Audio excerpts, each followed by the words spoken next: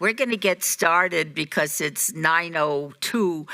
Two of our council people are stuck in traffic, and so we're not going to wait because we have a quorum, but we will look forward to having a full city council by the time we start addressing business. The April 1, 2026 meeting of the City Council is called to order. This meeting has been noticed and posted in compliance with the open meeting law. These proceedings are being video recorded and can be viewed live on City of Las Vegas TV on Cox Cable Channel 2. You could also watch the meeting live online and access other city content by visiting lasvegasnevada.gov/connect. The proceedings will be rebroadcast on the City of Las Vegas TV the Wednesday of the meeting at 8 p.m. and also on Friday at 4 a.m., Saturday at 7 p.m., Sunday at 7 a.m., and the following Monday at 5 p.m. This building is protected by a state-of-the-art fire detection and suppression sprinkler system. If alarms should activate during today's meeting, please evacuate using the exits at the back of the chambers out to the mezzanine, proceed out the double doors to the terrace and down the back staircase. For anyone that has difficulty with stairs, please check with the marshal or fire officials for assistance. Once outside, assemble on the northeast corner across the street from City Hall at Lewis and First Street. Employees wearing safety vests or our city marshals will inform you when it is safe to re-enter the building. For public comment related to the items on the agenda, citizen participation, and public hearing items, we have available a speaker card which you can complete and submit to the city clerk. Cards are available at the city clerk's office or at the rear of the chambers. If you do not submit a card, it does not prevent you from speaking under public comment, citizens participation, or specified public hearing items. If there is anyone present today that is in need of hearing impaired equipment, please see the city clerk's staff. And please note, if you are parked in the parking garage across the street, a self-validation machine is located in the foyer between City Council chambers and the security desk you walk through to enter these chambers. You must have your ticket with you to use the machine. If you do not have your ticket, please see security personnel when exiting for a validation coupon. Before we proceed with the agenda, would everyone please rise for the invocation given by Reverend David Dendy, Mountain View Presbyterian Church, then please remain standing for the pledge as he leads us in the pledge. Good morning. Good morning, Madam Mayor, council members, distinguished guests. Thank you for having me being here today. It's our pleasure. 11 years ago today, I began my work here in Las Vegas, Nevada. So it's a pleasure to serve the community for these last 11 years. Let us pray.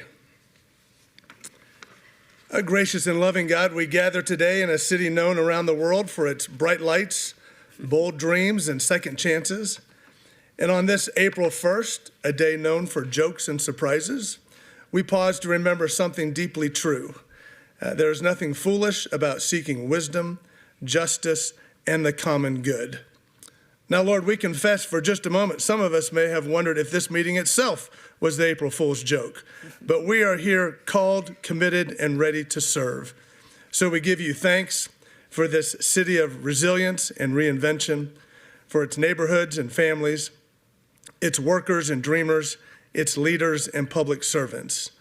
We lift up these members of the City Council, grant them clarity in complexity, courage in challenge, in unity where there may be division. May they lead not for applause, but for impact, not for self, but for service. Bless the decisions made in this chamber today. May they reflect fairness, compassion, and foresight. May they uplift the vulnerable, strengthen our community, and build a future where all can flourish. And Lord, on a day when laughter is in the air, remind us that joy itself is sacred, that a light heart can coexist with serious purpose, that even in the weight of responsibility, we can still smile, still hope, still believe.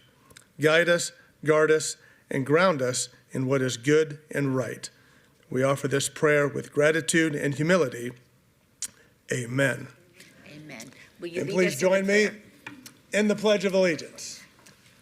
I pledge allegiance to the flag of the United States of America and to the republic for which it stands, one nation, under God, indivisible, with liberty and justice for all. Thank you so much. We will now proceed with our ceremonial portion of the agenda.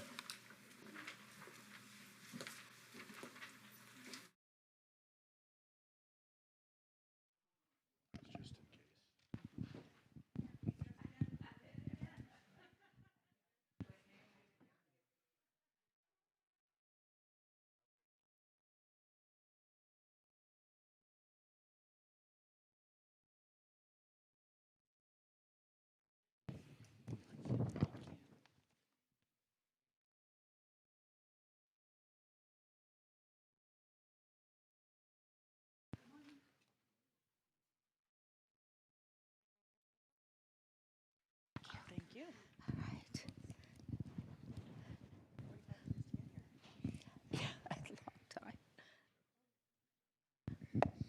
Good morning, everybody.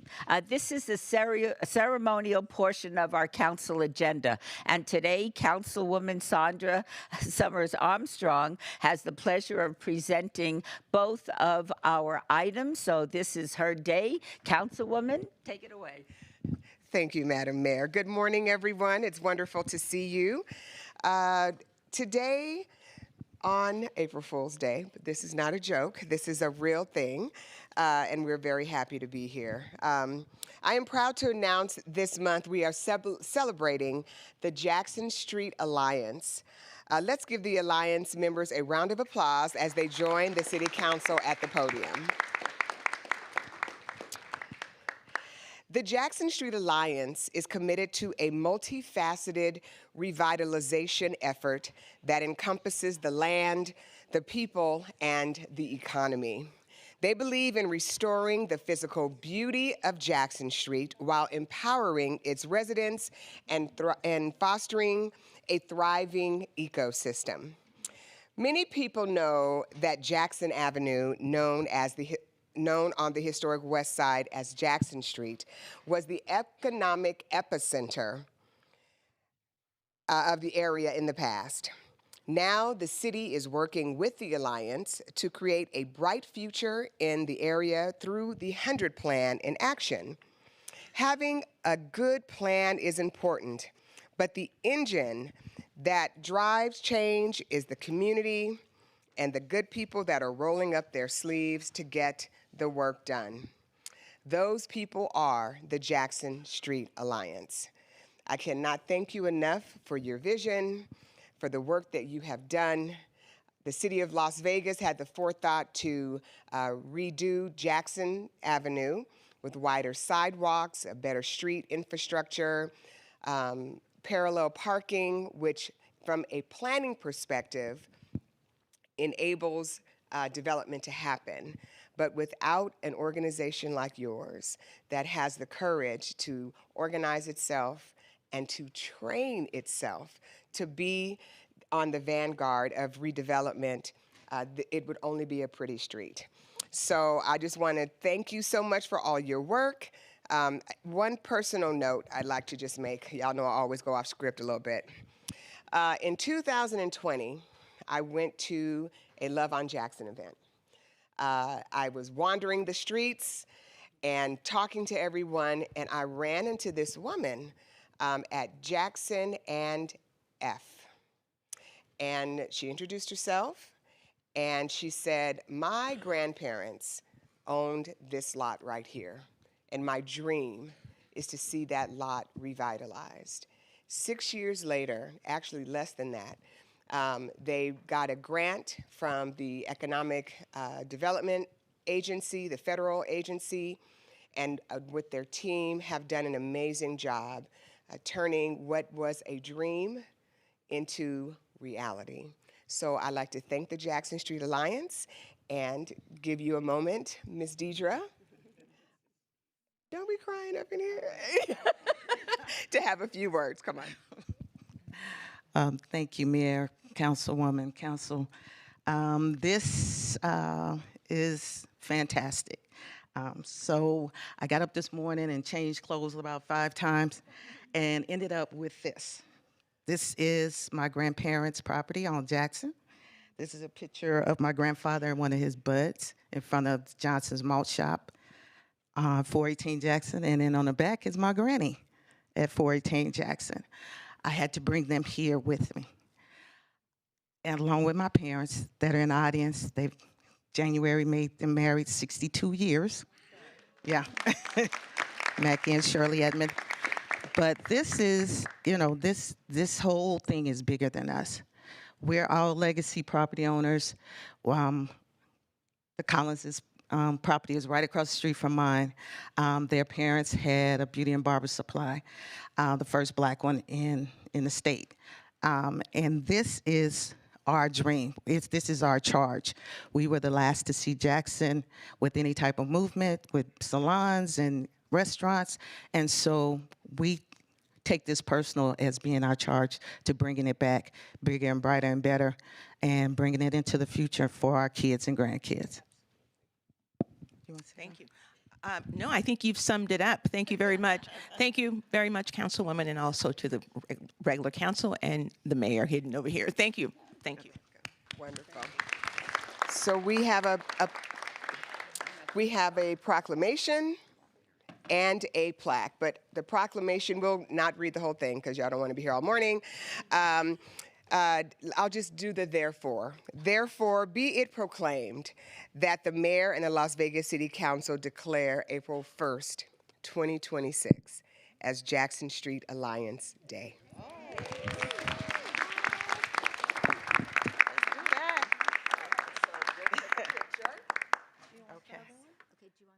Someone to hold the other one. Is that okay? All right. Okay, why don't you go right next to Sandra?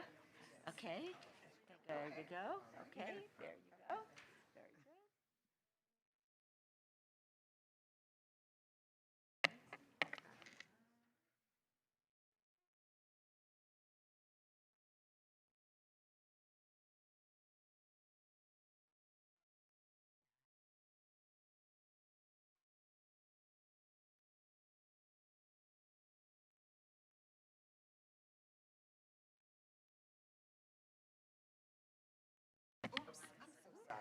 Okay, you're welcome. I know my place. Oops, wait a minute.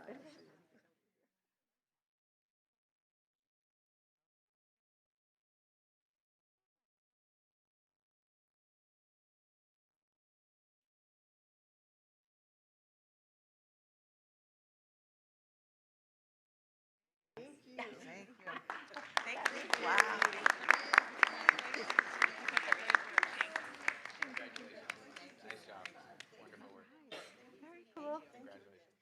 Oh, you're so welcome. My pleasure. My pleasure. Congratulations. Keep up the great work. Congratulations. Keep up the good work. Thank you.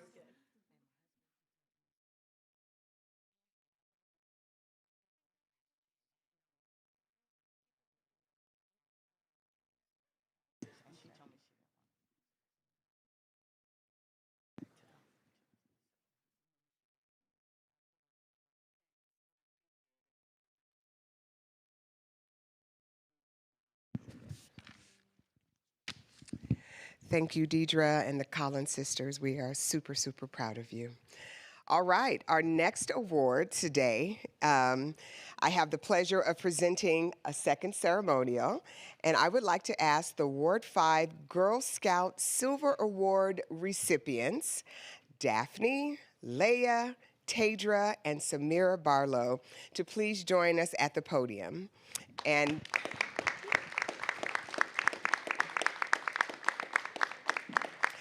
And if I can have representatives from the Girl Scouts, Kimberly Troba, Carolyn Wheeler, and Donna Namchek to also come up as well.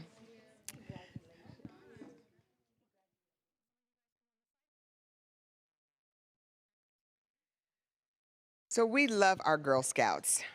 We love them. We love their cookies, which don't love my hips, but we love them anyway. And today we have some of those that are making Ward 5 very, very proud joining us. The 3 highlight awards that the Girl Scouts may aspire to are the Bronze, the Silver, and the Gold Awards. The Gold Award is akin to the Eagle Scout in the Boy Scouts. Today we have 4 Scouts with us who have achieved the Silver Award and are on the pathway to receiving the Gold Award. I would like you to meet each of these young ladies, so I'm going to hand the mic and let them tell you who they are.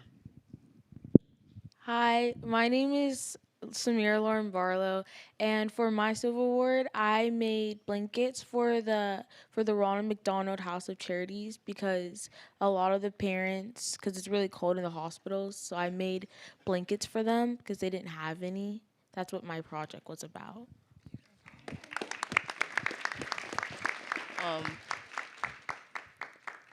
Hello, I'm Tedra Simon. I'm Troop 194, and my troop, for our Silver Award, we made a patch for our council showing that girls can fish too.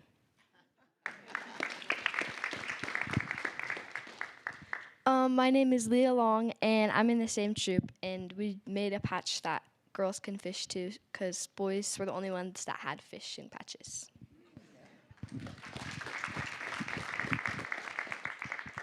Hello, I am Daphne Hegeseth, and I'm also in the same troop.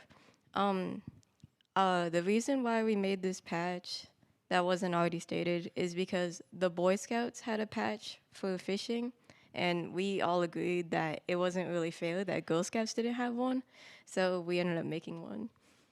Yeah. So what I like about Girl Scouts, I wasn't a scout coming up, but over the years I've been able to witness the work that the leaders do and the work that the girls do, is that they are being taught to be inventive and to be bold and to create their own space in the world and to represent themselves with courage. They are entrepreneurs. That's why we all buy those cookies. And they are leaders. And so I thought that it was only fitting, since we honored the boys last year and we will honor them again, the Ward 5 boys, that we also bring the young ladies in. I want them to see that they could be me and maybe even better, right? That this door of leadership and opportunity is open to them, and that these hollowed walls of City Hall are theirs. This is their space, and they have a right to be here and a right to be honored. So I just want to also thank them and allow their leader to come and have a few words. So unexpected. Thanks for having us here. We're so honored. We worked on this project for about a year, so the girls are extremely dedicated to their cause and making the world a better place. As they mentioned, there's things that people think that only boys can do, but I definitely want to empower the girls that we can also do anything once we set our mind to it. The girls worked on showing the community that girls can have bait in their hands without squirming. They could cast a line and also make certain knots. And it was a pleasure working with all these girls, and everyone's asking us, when is the next event? When is the next event? Because these girls want to go out there and be a part of the community. They learned about endangered fish that should not be in our community. So we want to exactly make the world a better place and keep our communities safe. So it's a very, very heartwarming project, but also educating the community. So I'm super proud of these girls, and we couldn't have done it without Nevada Department of Wildlife. The girls reached out to them themselves and asked for help. So I definitely want to have her to say some things too. So we really appreciate everything you've done for us. Yeah, the Girl Scouts a few years ago, every November, we start our trout stocking at Floydland Park and the other community ponds, and they always show up, and we actually have like multiple days. So when the girls were excited to make it official and actually get a badge going, and yeah, we looked across the country. There is no Girl Scout badge regularly. It's just a fun patch. So this is the beginning of making it national. So very, very proud. very, very proud that they did so much to get this going for us. All right. The Girl Scouts leader have a few words. You were. Thank you so much. Thank you so much, Councilwoman Summer Armstrong, for recognizing our girls. Just like you said, this is so important because if they can see it, they can be it. And as we talked about this project and the Silver Award and what it means, this is more than community service. These girls dedicate 50 plus hours in putting together a project plan, identifying the need, understanding the root causes to what's happening in our community, presenting that plan in front of a committee, getting it approved, and then rolling up their sleeves, working with partners, and getting the work done. This is the highest award that middle schoolers can earn, and as they get ready to go on to their journey in high school, they'll then start working on their Gold Award. And we're so excited that we're going to be recognizing our Silver Award winners, our Bronze Award winners, and our Gold Award winners later this year in June. And we would love to invite you, Mayor Berkeley, and all of the council members to come because we have Girl Scouts from all over the city of Las Vegas who are doing this important work and leading, because that's what Girl Scouts does. We build girls with courage, confidence, and character who want to make the world a better place. And here they are right here. You see them. And so again, we just so appreciate this recognition, and thank you all so much. All right, so we're going to give you some certificates and take some photos. So how would you like us to do this? Yeah, hand out the certificates first. Here, let's do this. I probably should have done this. Samira Barlow.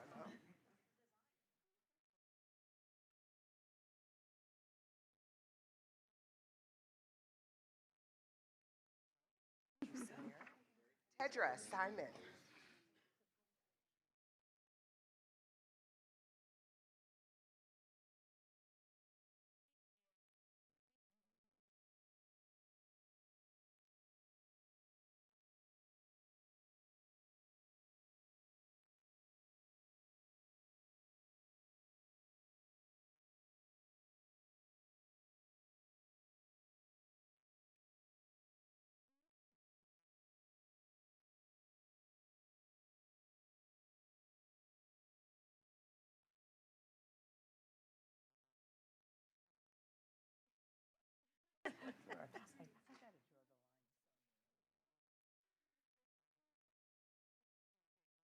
I know.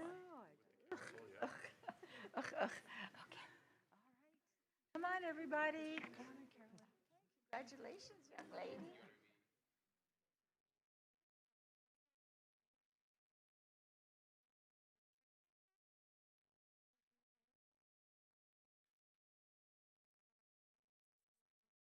No, I think they shouldn't be in the middle, but thank you.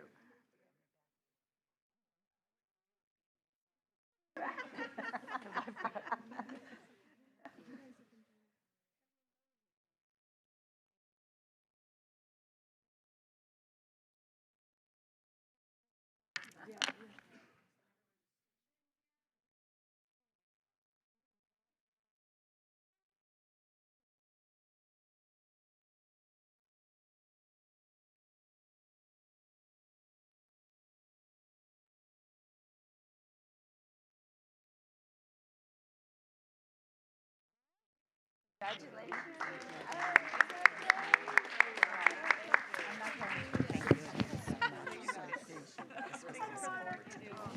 Yes, absolutely. Yeah. Nice job. Go out to. They need you.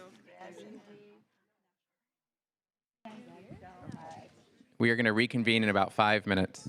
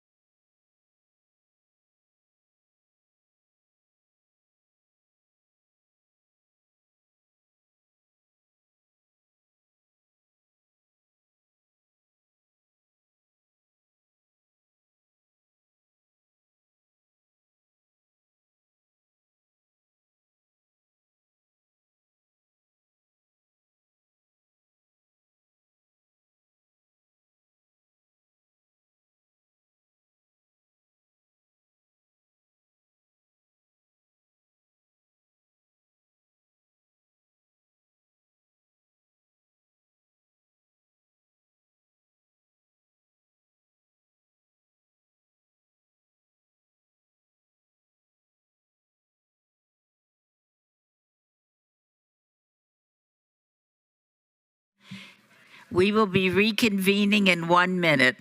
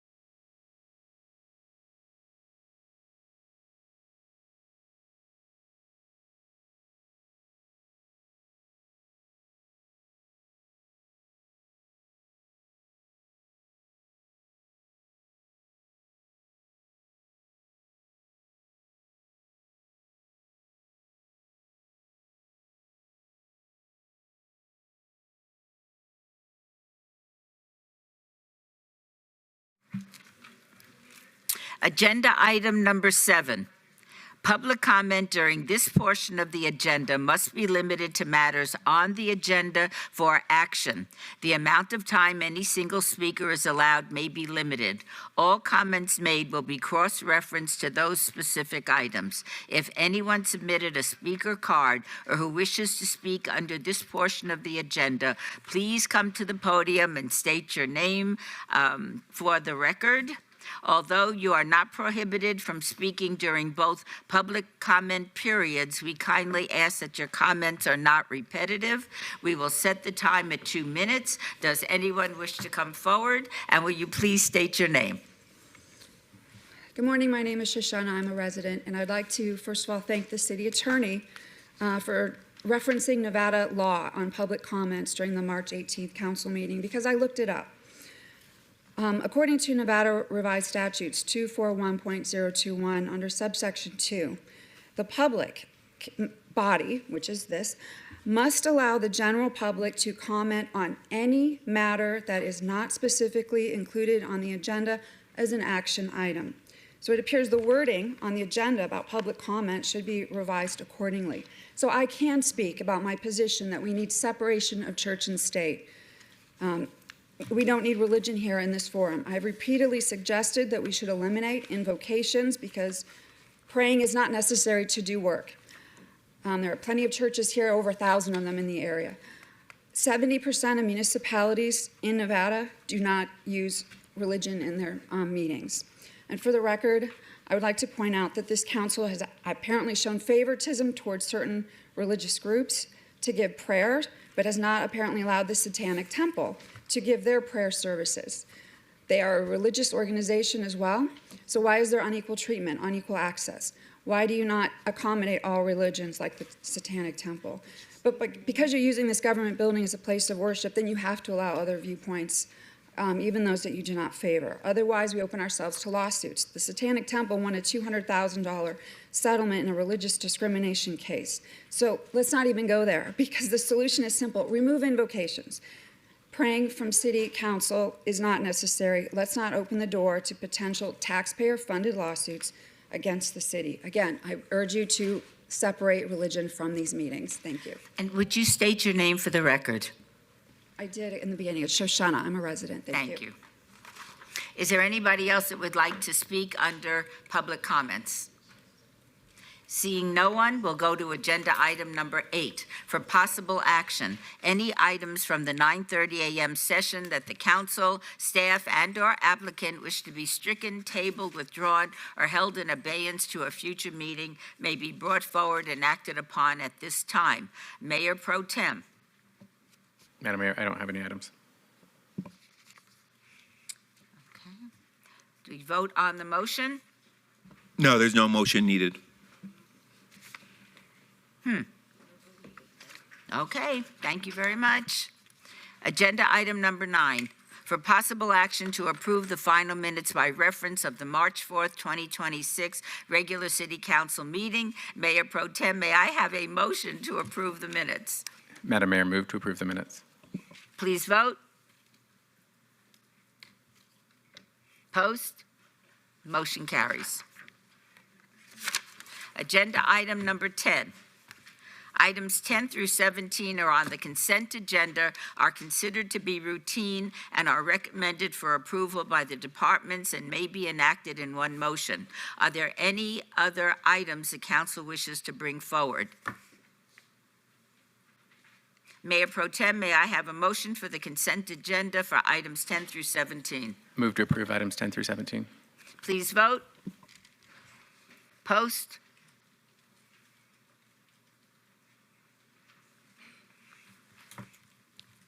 Post.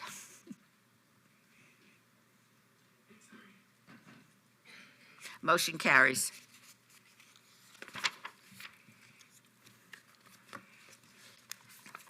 We will be going a little out of order today to accommodate some scheduling and timing. Agenda item number 36 will be brought forward unless there's an objection by anybody.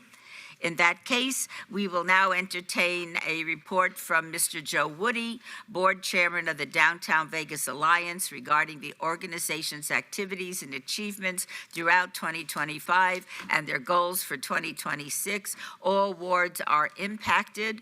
Ms. Babsky. Okay. Not seeing Ms. Babsky at this moment, I would like to ask Mr., oh, here, no? Okay.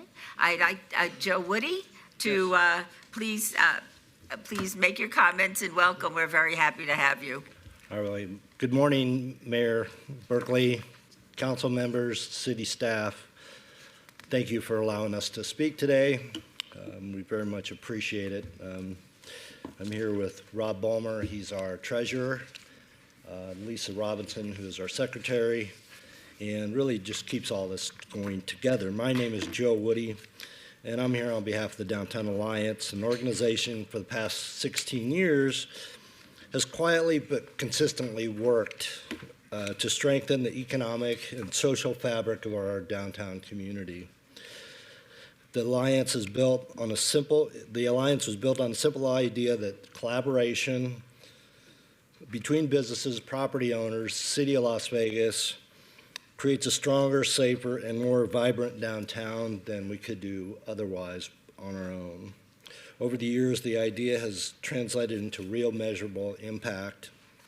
We've helped activate public spaces, supported small businesses, driven foot traffic to local businesses, and created events that bring both locals and visitors alike into the heart of downtown. Just as importantly, we serve as a connector, bringing together stakeholders across downtown to align efforts and share information and support the city's broader goals. I'd just like to walk through a brief slideshow here, just kind of talks about our purpose. So our guiding principles, you know, the whole campaign, the We're Down for Downtown, we were deeply entrenched in that campaign, and we feel it was very successful. We want to see downtown Las Vegas grow and thrive and have an even brighter future. So one of our initiatives this year is to meet with all of our membership of the DVA, one-on-one if we can, if not, it's a Zoom, but we want to get to know what everybody needs and what their issues are so we can, you know, work with the city or whoever we need to work with to get those resolved. We're focused on making it continually better for business overall, and something that we think everybody should be down for. So that's kind of our guiding principles. And just to go over a couple of our events from last year, or for this fiscal year, I should say, September 25, 2025, this was a great event. It was at the AC Hotel in the Symphony Park. It was a Marriott, beautiful, beautiful property. If you haven't been there, you need to go over there. It's unbelievable. We had the moderator was Tracy Reich from the City of Las Vegas Development Manager, Economic and Urban Development Department. We had Carla Savassos, Southern Land Company, Patrick Brennan from Redridge, Joe Blewett from Jackson Shaw, John Kern from Symphony Park Medical, and Sam Cherry from Cherry Development. It was really enlightening. And Mayor, we really appreciate you showing up for those events, and you were there for this one. And I've been in the Alliance for a long time, and probably since the beginning, and this was one of the best events we were ever a part of. And you being there makes a big difference, so thank you. We partnered with the Mayor's Fund. That was in November 4th to kick off Homeless Awareness Month. Sally Dobler was a big part of that. Councilwoman Summers Armstrong, very much part of that. Mayor Berkeley, and our group, myself, Corey Fagan, Lisa, and Rob. So I think we raised $17,000 or $18,000 in a short amount of time. It was really well received and supported. And we just, I think it's a great grassroots campaign that we hope to do some more of in the future. On December 17th, 2025, we were up at the top of the Circa at the Legacy Club, and we had our third Rich Worthington Legacy Award. If you don't know Rich Worthington, he founded the Downtown Alliance 16 years ago with the support of Erwin Mulaski, and Kenny Epstein, Mark Fine, Don Snyder, among others. We honored Don this year, back in December, and he was elated. And it's a super event that we started 3 years ago. Kenny was honored before, and Mayor Goodman, Carolyn Goodman, the year before that, the inaugural. So it was a great event. We also do other activities where we invite the general public, so it's not just all members. We did a tour of the YESCO facility. One of our new members was Scott Hill from YESCO, and so he invited us. We had our board meeting at their facility, and what a remarkable learning experience that was, man. That place is very, very interesting, and we saw all the signs and development for all over the country, so that was great. And then just recently in February, we went to the RTC, and we invited all our membership and others to attend a presentation by the RTC about the Maryland Parkway Transit route and how they're coming along and what they see the benefits as. So really good stuff. We had a couple weeks ago, we had our second Successes and Insights at the building across the way here. And what we talked about was the state of downtown gaming. We had felt that the press and social media kind of got emphasized what pricing and stuff that Las Vegas was causing the decline in tourism. And we felt that was sort of unfounded or overemphasized, and so we wanted to address that. We focused more on downtown, but we really spoke to the whole city. And I think we had, what do we have for membership there? There was probably 80 people. We had between 80 and 100 people who came from the community, not just our membership, and it was very well attended. And we're still getting media coverage that is coming out as a result of that panel. Yeah, Andrew Woods from UNLV Research did a great job. We had the Review Journal there, Nevada Independent, Global Gaming Insider, CDC Gaming Report, Fox 5, Fox News 3, and Channel 8. So all really good stuff. And we have really seen a great increase in our interest in our memberships, and we're really enthused about the future of the Downtown Alliance. So looking ahead, we hope to have lunch with the mayor on April 29th. That's our plan. We have a learning and enrichment session on May 20th, Successes and Insights in the fall. That will be a partnership with the city. The DVA Legacy Award, fourth quarter, will happen for 2026. And then any educational opportunities we can. We met with the head of CSN, College of Southern Nevada, and we offered to speak to their students. Rob could talk banking, and I could talk casino, and Lisa could talk PR, and it was a really encouraging event.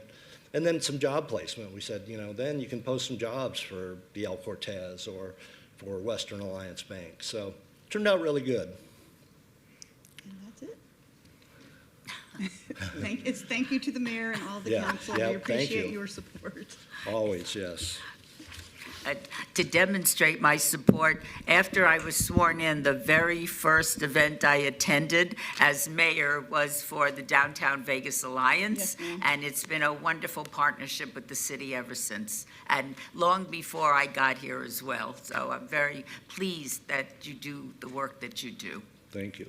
You're welcome. Ms. Babsey, would you like to add to anything you've heard? Yes, good morning, Mayor, City Council members, Dina Babsky. I apologize for, I was a little caught off guard that this item was pulled forward. With that said, I still wanted to come up and express my gratitude to Downtown Vegas Alliance. We have partnered and supported them since 2008, and we formalized this partnership into a memorandum of understanding back in 2015.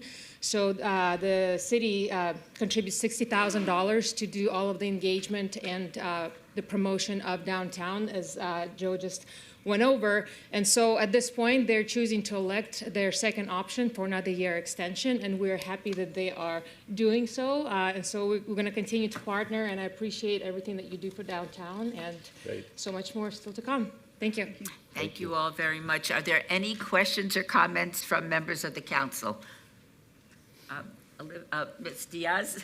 Thank you, Madam Mayor. I just want to thank the Downtown Vegas Alliance. You truly are an amazing partner for us as a city, for the areas that we really need to kind of shed light that they're vibrant, cool, eclectic, different spaces and places where a community can come and have fun and have good eats and learn a lot. We have a lot of educational places as well that are nested within our downtown, and I am so excited to hear from other community members that you guys put your heads together about how can this area support this area, and how could we be sharing our visitation across just a very small diameter of a couple of miles or length of miles. So I really appreciate that you're all in for downtown Vegas, and would love to see our partnership continue to thrive. Ms. Rooney. Thank you for the presentation and for the excellent programming you've been offering. You mentioned that you're trying to meet with all the members, so I was just curious, how many members do you have now? We have between about 75. So it'll be a push, but we're actively trying to, yeah. And then we want to meet with our new members as well, so that's on our agenda. Mayor Pro Tem. Thank you, Mayor. I have a pretty extensive history with the Vegas Alliance and grateful for the work that you're doing. I'm just going to put a plug in for your next big event. If you could focus in on the medical district and the amount of development going in, I can guarantee that the residential neighborhoods and the people working in the medical district think they're in downtown as well. And so I would encourage you to escape beyond the 15 boundary and look at how much development and employees are going to go in the medical district, because they're the next visitors and people, purveyors of business within the downtown core. So thank you very much. Absolutely. Thank you so much. This was a report only, so no vote is required. Thank you for being here. Thank you, Mayor. Thank you, council members and city staff. Agenda item number 18 is a public hearing on local improvement district for special improvement district number 1485, Alta Drive landscape maintenance for fiscal year 2027, Ward 1, Mr. Knudsen. This is a public hearing which I now declare open. Mr. Alamu. Thank you and good morning, Mayor and Council. I am Zalalam Alamu, Engineering Project Manager with the Department of Public Works for the record. This item is concerning Special Improvement District 1485 Alta Drive landscape maintenance. SID 1485 consists of 37 properties along Alta Drive between Rancho Drive and approximately 275 feet west of Lacey Lane in Ward 1. The district covers the annual costs of landscape maintenance, utility services, and plant attrition for the period between July 1st, 2026 and June 30th, 2027. It is renewed annually, and the assessment for the period totals $118,050. It is paid 100% by the property owners. No written protests have been filed by with the city clerk's office, and this concludes the report for SID 1485. Thank you very much. Are there any questions or comments from the council? Seeing none, I thank you. Does anybody else wish to be heard on this item? Seeing no one, we will close the public hearing.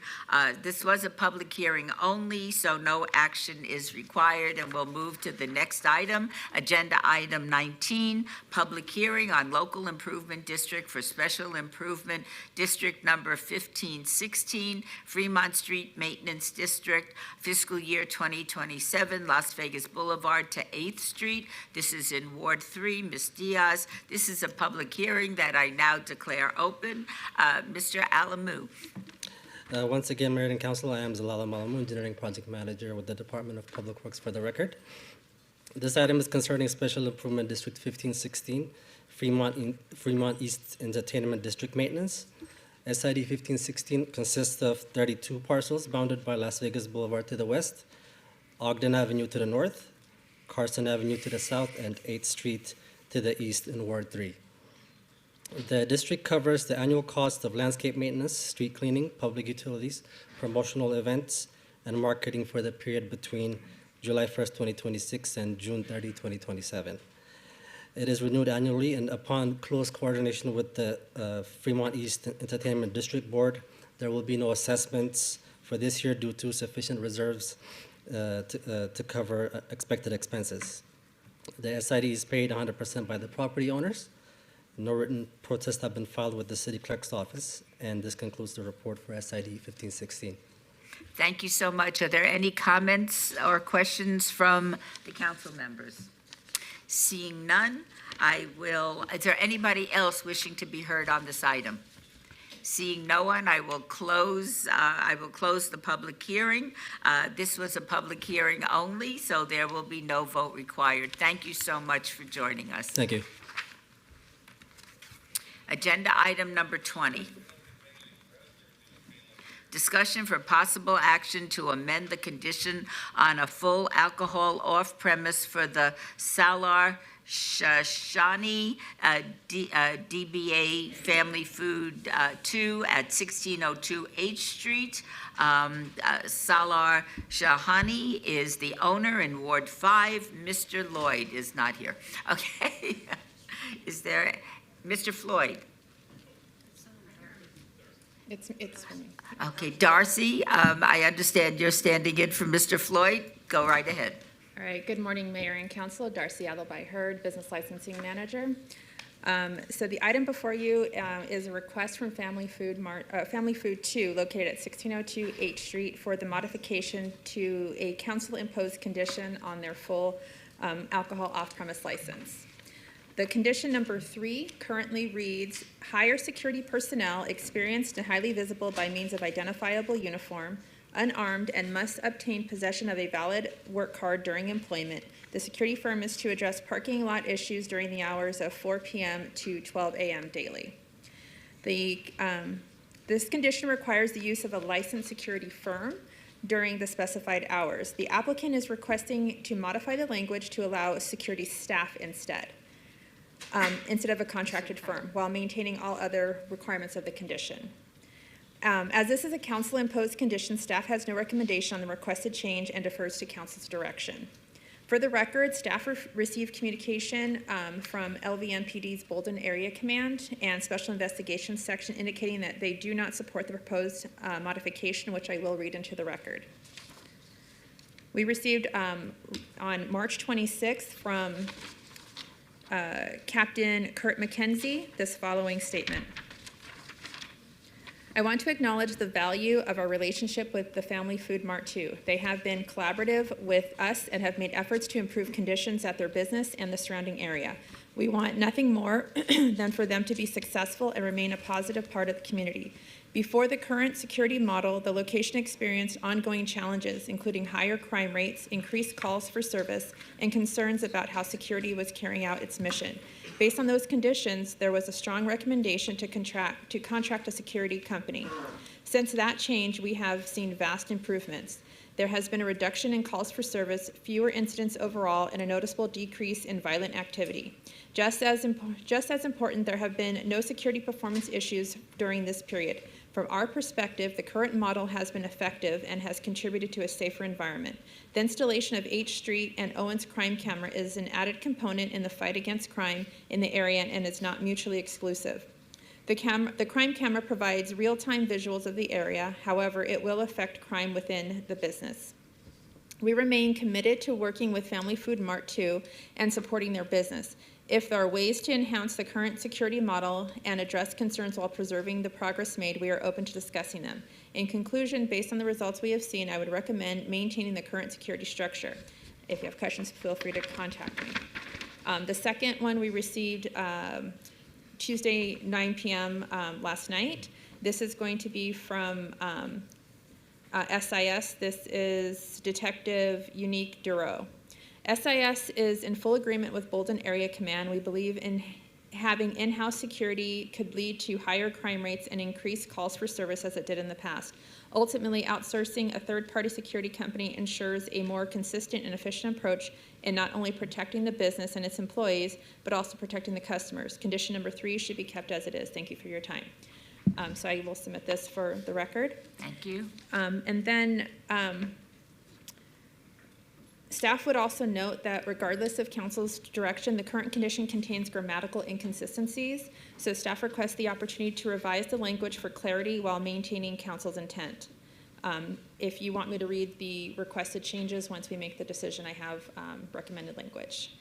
So Laura Drea is here on behalf of the applicant, and she would like to make a presentation as well. Welcome, and would you state your name for the record? Certainly. Laura Drea, Brown Law, 520 South 4th Street. I'm actually standing in for a colleague today who's worked with Family Foods, so I will read his thoughts into the record. Family Foods has existed since 2001. A condition to have a third-party security in the parking lot was placed on the license long ago. However, the proprietor has found that this is a very difficult neighborhood, and the security guards are rotated by the different firms. The turnover is high, and the guards don't often show up to work. Again, this neighborhood can sometimes be difficult. The family, however, is very dedicated to the business. They've paid $3,600 to a Metro Mobile surveillance unit and pledged to do so for at least a year. After so many years, the owner and the staff believe that they have more awareness and sufficient experience in the neighborhood to maintain a secure property. They will continue to work with city staff to finalize a training manual that ensures that the problems are addressed without escalation, etc. Thank you so much. Are there any questions or comments from members of the council? Ms. Summers Armstrong? Thank you, Madam Mayor. I did meet with you last week, and we met before these comments from LVMPD were submitted, and they do give me a little pause.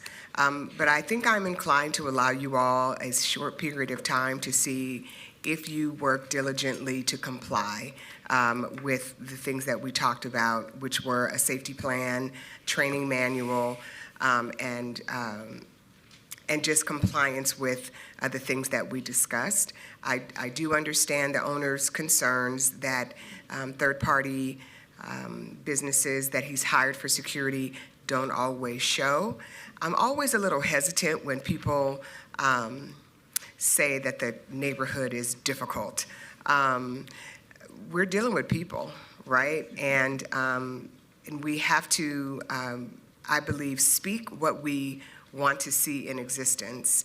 And you're selling liquor at your facility, so you kind of get what you get, right? So I would be inclined to give you all 1 year with a lot of visitation from our staff and reports from LVMPD to see if you are complying. And at any time between now and then, if there's any issues, I would be willing to bring this issue back immediately to City Council for reversal and go right back to where it was before. Would you make a motion? Thank you, Madam Mayor. First of all, do we have to read anything into the record, ma'am? Yes, so the clarification is that the wording was a little bit inconsistent. So this is the wording that we came up with. The licensee shall provide unarmed, readily identifiable uniformed security personnel through in-house staff. As all security personnel shall possess valid work cards while on duty. Security personnel shall be present daily from 4 p.m. to 12 a.m. and shall monitor and address the activity within the parking lot. Madam Mayor, I do not hear anything in the condition about training. And so my understanding is when we don't say it, it's not written down, it doesn't exist. So is there some way that we can add that they're directed specifically to work with our staff and LVMPD on a training program so that we can ensure that staff is properly trained to de-escalate and to know how to react in situations? Laura, do you accept that condition? Yes, we understand that a professional security firm is trained to de-escalate matters as they occur, and that we would benefit from formalizing that training as well. All right. In that case, Madam Mayor, I move to approve. Please vote. Post. Motion carries. Thank you so much. Thank you. Agenda item number 21, R-15-2026, abeyance item, discussion for possible action to approve a resolution adopting the Sustaining Las Vegas 2050 Action Plan. This impacts all wards. Mr. Floyd and Mr. Vallado. Yes, thank you, Mayor. Seth Floyd for the record. And I'm actually just going to turn this one over to Marco Vallada, who's going to do the presentation, but I'll be here and available to answer any questions as well. Good morning, Madam Mayor, members of City Council. Marco Vallada, City of Las Vegas Department of Community Development for the record. As your Chief Sustainability Officer, and because this is the beginning of April and we're kicking off Earth Month, what better time to talk about sustainability in Las Vegas? We have been the leader in Southern Nevada and arguably across the country when it comes to sustainability. We have been at the forefront of renewable energy. We have 40 renewable energy installations at our city facilities. We have LEED certified green buildings and energy efficiency projects that are throughout our city facilities. It's in our DNA. This building is a testament to that. It's in its architecture and it's in its design. We have been a leader in terms of water conservation, not only at the city, but across the region. We have recycling. We were one of the first in the state to have recycling at our city facilities and at our parks. And we have been leading in terms of reducing our energy costs and our environmental impact. Over time, we have been able to reduce the amount of power that we've consumed and our overall costs. Water's a similar story, but for other reasons. We've had increases of water, but some of that is tied to some of the necessary infrastructure that is out at Lake Mead, the third intake, which we'll get to in just a second here. But in terms of our water consumption, we have been leading the way. In 2017, the City Council adopted a net zero strategy, and that really set us on this path to be a 100% renewable energy leader. In partnership with NV Energy, we received 100% of our municipal retail load, something that we've carried forward year after year, as in concert with our city facility solar generation, as well as hydropower we received from Hoover Dam. We also, through that resolution, took a look at our overall sustainability metrics, and that resolution set us on the path to adopting our 2050 master plan.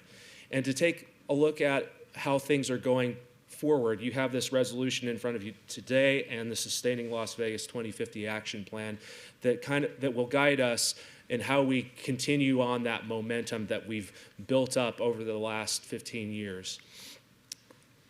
The plan is broken down into different subjects, starting with water. Just to note, no need to belabor this. We understand that we have a serious issue in the American West with respect to water. This has been going on for 26 years now. This winter was especially dry. We've had warming trend in the Rockies, which is where our water is coming from primarily. That warming trend did lead to some snow melt, and you look at Lake Dillon in Colorado, you look at some of the other reservoirs in the upper basin, and you can tell that we have some issues that we're working with SNWA on and our other states as part of the Colorado River Compact. That has been playing out over the last couple of years, and it's culminating right now. Fortunately, we've had a very robust water conservation policy. And we have been participants in SNWA's programs, and City Council has adopted some of the bills that were put forward by SNWA and were approved at the state legislature. I'll touch on the non-functional turf removal. We are participating at that, removing non-functional turf at city facilities. We have 30 projects that are active or have been completed at this point, which has resulted in, up to this point, 200,000 square feet, as well as $330,000 that have been rebated, as well as new trees that have been planted as part of those projects. That will net us an annual savings, at least for the first batch, of up to $50,000 to $100,000 per year, depending on weather and other factors like that. With respect to clean energy, we have a new opportunity for that, extending that renewable energy green rider with NV Energy. We'll brief the council on that at a later date, but that is something that will help us continue on with our renewable energy efforts. We also received, through the Colorado River Commission, a small remarketing of hydropower from Parker and Davis dams. So that will also help supplement our wastewater treatment load. We have 2 solar installations that are in permitting right now, as well as a community-based solar project at Lorenzi Park to complement the one that was completed over in East Las Vegas at Freedom Park. And we've also been working with NV Energy and their Power Shift program. Last year we did 5 projects, including a new chiller at Durango Hills Community Center, as well as all the energy efficiency features over at Civic Plaza. That gets us an additional incentive on top of that. And that's something that commercial and civic projects can participate in as well as residential projects. With respect to recycling and waste, we have seen quite a bit of increase in our waste costs. So we're going to be looking at all of our facilities and conducting a waste audit to determine how we can reduce our costs with respect to waste and recycling, and promote recycling and waste education efforts. That is something that is part of the Republic Services franchise agreement that we can take another look at. We've been doing quite a bit with respect to clean transportation. We have a number of efforts that are underway right now with respect to bike infrastructure and a mobility master plan update that Public Works has been leading on. In a couple of agenda items, we'll talk about the transit-oriented development zoning overlay. That, again, is to help complement moving around Las Vegas more efficiently. Our environmental impact has been notable as a result of all of the things that we have done. We've seen a 4% reduction in our emissions, and there is other additional opportunities that we've identified, including biogas reutilization out at our wastewater treatment facility, as well as that supplemental hydropower. Community-wise, we have seen the benefits of our state renewable portfolio standard. We have seen a decrease in overall emissions from our base load, and transportation is certainly going to be up there in terms of our next largest sector of emissions. But we have seen a lot of clean energy improvements lead to a positive environmental impact, and that's something to be proud of. For urban forestry, we have done extensive work with respect to implementing Assembly Bill 96 from the last legislative session. The council adopted an urban forestry management plan, and we are doing tree plantings later this month. We have one at Kellogg-Zaire Park. We have another that's going to be happening at Rainbow Family Park.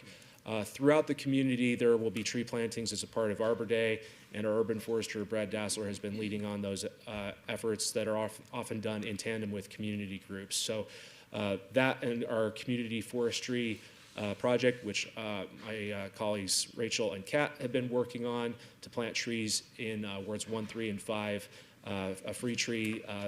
We're still doing that. We'll be continuing to do that over the next couple of years, taking a little break for the summer. This has been done in collaboration with a lot of different municipalities. Clark County has adopted their own climate action plan, as has City of Henderson. City of Reno has done similar efforts. This has been an effort that they've done under the All-In Clark County action plan, and there has been a lot of push to try to get sustainability integrated into the community at large. And we're doing our part with this effort and the efforts that we've done previously. So in terms of next steps, you have this resolution in front of you. We're going to continue to evaluate how our progress is with respect to this action plan and the other sustainability efforts that have been outlined in the 2050 master plan. We are a LEED Gold certified Lead for Cities community. We're going to look at recertification here this next year as a part of our sustainability efforts. And again, you'll have some upcoming opportunities to weigh in further about things like continuing our renewable energy efforts with respect to hydropower and our municipal retail load. And with that, if there is any questions, I'd be more than happy to answer them for you. Thank you so much. Do any members of the City Council have any questions or comments? Yes.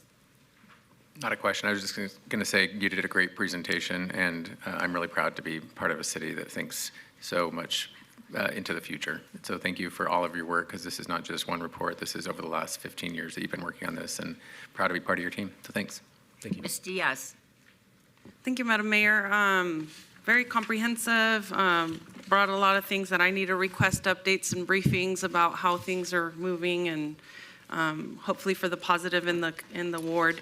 But my question is specific to the tree planting efforts, and I wanted to kind of know to date in this first push, how many trees have we been able to augment into our communities and the zip codes that we're providing a free tree for? And then also, when is the next period that, well, I know the heat is coming in, so we're gonna take a pause because then the tree won't survive, but when do we then pick up the next push for free trees so we can start planning as wards how we may in the interim start getting people on board to claim their tree?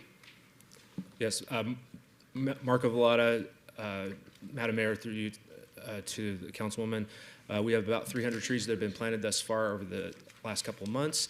We have more that have signed up since then that we're working with our contractor, Par 3, to get into the ground as we speak through about Memorial Day or so. We will restart again Labor Day. I mean, this is going to be a little bit weather permitting, so we'll have an idea, but we're going to continue to roll it through fall, winter, 2026, 2027 for those areas. And over the summer, we will look to assess how we can get the word out to those areas in the qualifying zip codes. Awesome work. Thank you so much. Ms. Kelly. Thank you, Madam Mayor. Mr. Vallata, thank you so much for this. I echo what the Mayor Pro Tem said. It's has been a terrific learning experience for me to come to the city and understand and discover the breadth of things that we do to serve our valley and our citizens. And this is another area that is stellar in terms of how we dedicate our energy. So thank you very much. I also love to see it based on data. And speaking of that, I've got a question. I was also pleased that you had applied and were able to get some of that Parker Davis Dam hydropower, because that may get a little more challenging to deliver from the state in the future. There's no pages. It is this slide that says water conservation, and I have a specific question if you'll pull it up.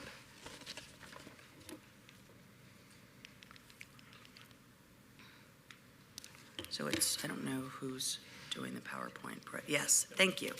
Okay, and it may be because the type is so small and I don't have strong enough reading glasses.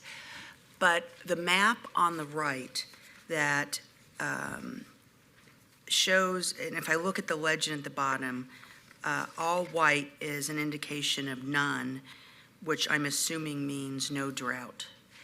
And so I'm looking at Southern Nevada on this map, and seeing the part of Southern Nevada that's in white, and I'm confused because we're not out of drought.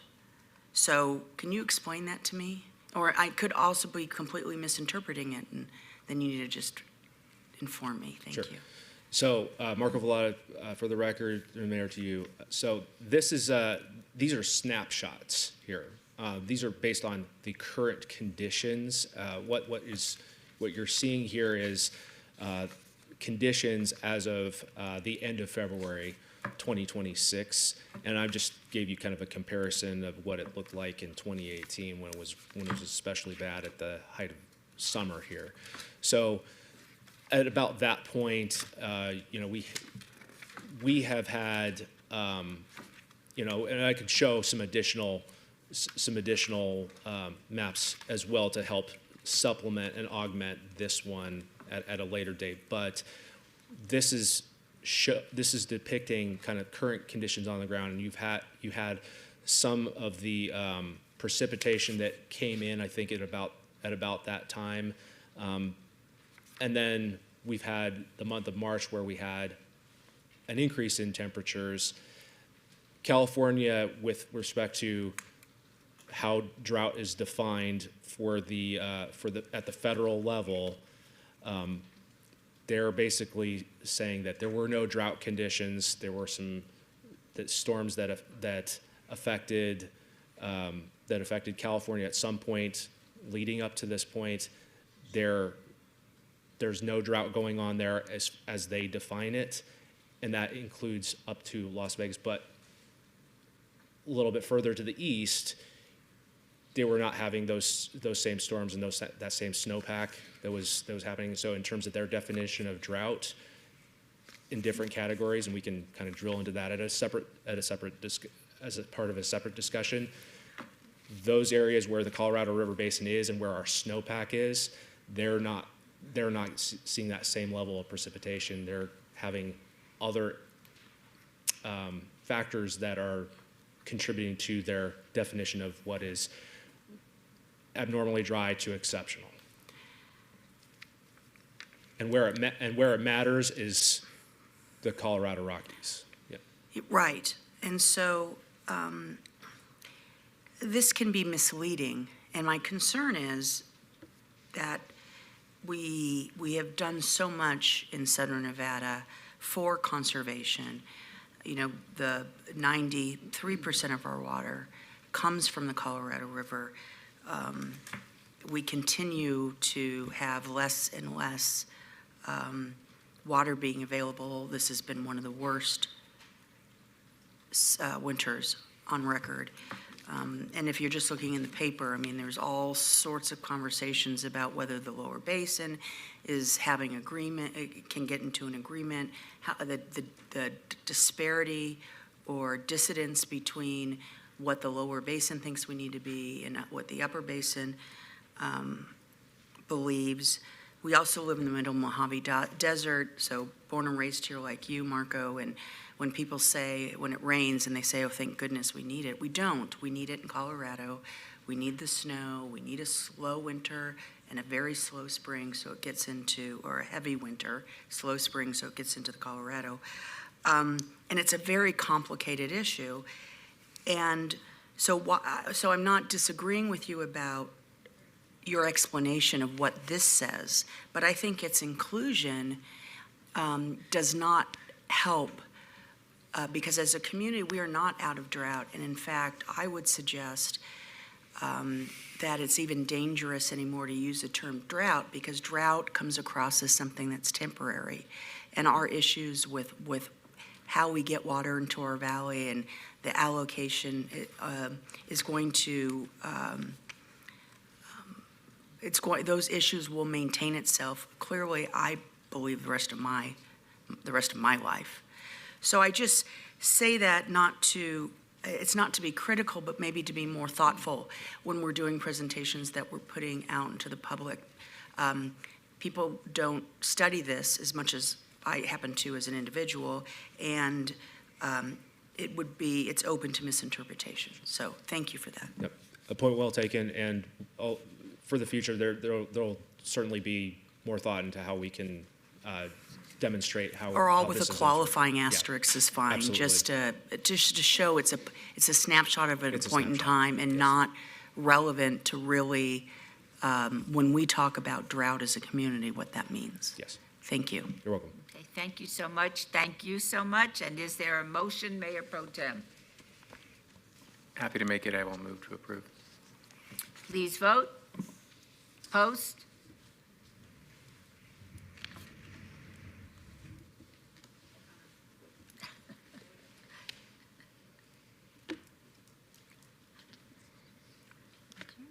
Motion carries. Thank you. I noticed that our friends from Workforce Connections are here with us. Would you care for us to move your agenda item forward? In that case, agenda item number 35. Reports and presentations. Report by Jaime Cruz, Executive Director, and Irene Bustamante Adams, Deputy Director and Chief Strategy Officer for Workforce Connections, regarding an update on the local workforce development boards with the City of Las Vegas. This affects all wards. Welcome, and I should have done this a little earlier, so we're happy to have you. We appreciate it. Thank you, Madam Mayor. Dr. Tammy Malich, Director of Youth Development and Social Initiatives for the record. As the mayor mentioned, we have a report by our friends from Workforce Connections, including Jaime and Irene, as the mayor mentioned. Also, Dr. Ricardo Villalobos, Chief Programs Officer, will be joining them. And I just want to set the presentation up by saying Workforce Connections has always been a great partner to the City of Las Vegas, all at large, as well as to my team and our workforce efforts. Long before they moved in across the street, they were a partner with an employee and V hub at our historic West Side School. And now that they're across the street, we are able to pop in and come up with ideas on the spot. And so I value and appreciate this relationship and partnership. And with that, I will turn it over to Workforce Connections. Jaime. Thank you, Tammy. Yeah, friends and neighbors now. Yes. Thank you so much for moving us forward. I'm excited because the last time I was here, the council voted on approved a 20-year lease for us. And, quickly, the amazing Dina Babsky wheeled us up to the back to sign a document. And so we locked it in, Madam Mayor. So thank you again, Madam Mayor, members of the council, for that, for trusting us to be here with you. Mike, you and your staff are amazing. Everything since we moved in, it's been 4 months now. Every need we've had has been met with most kindness. We are included in the events that happen in the park. It's just been great. So I want you to know we're very happy here at Civic Center. So with that, we are here, of course, to give you a quick report on our work. Today, I'm going to be helped by Irene and Ricardo. We're going to touch on 4 things. An overview of who we are, because I know there's some new members to the council since we've been here. Familiar faces, but so a little bit about who we are. Going to touch on some of the partnership initiatives we have with the city. As Tammy said, this has been going on for a long time, and we are excited about the proximity and the ability to just cross the street and work closer with your team. We'll talk a little bit about future collaboration, and then at the end, I'll give you an update on an exciting conference that happened last week. And so, Irene, over to you. Thank you, Madam Mayor, members of the council. Irene Bustamante for the record. For the new members on the team, we are the local workforce development board for Southern Nevada. We oversee 4 counties, so not just Clark, but also Nye, Esmeralda, and Lincoln. And then our counterparts up north do the other 13 counties. But we are privileged to be able to serve you as your local workforce board.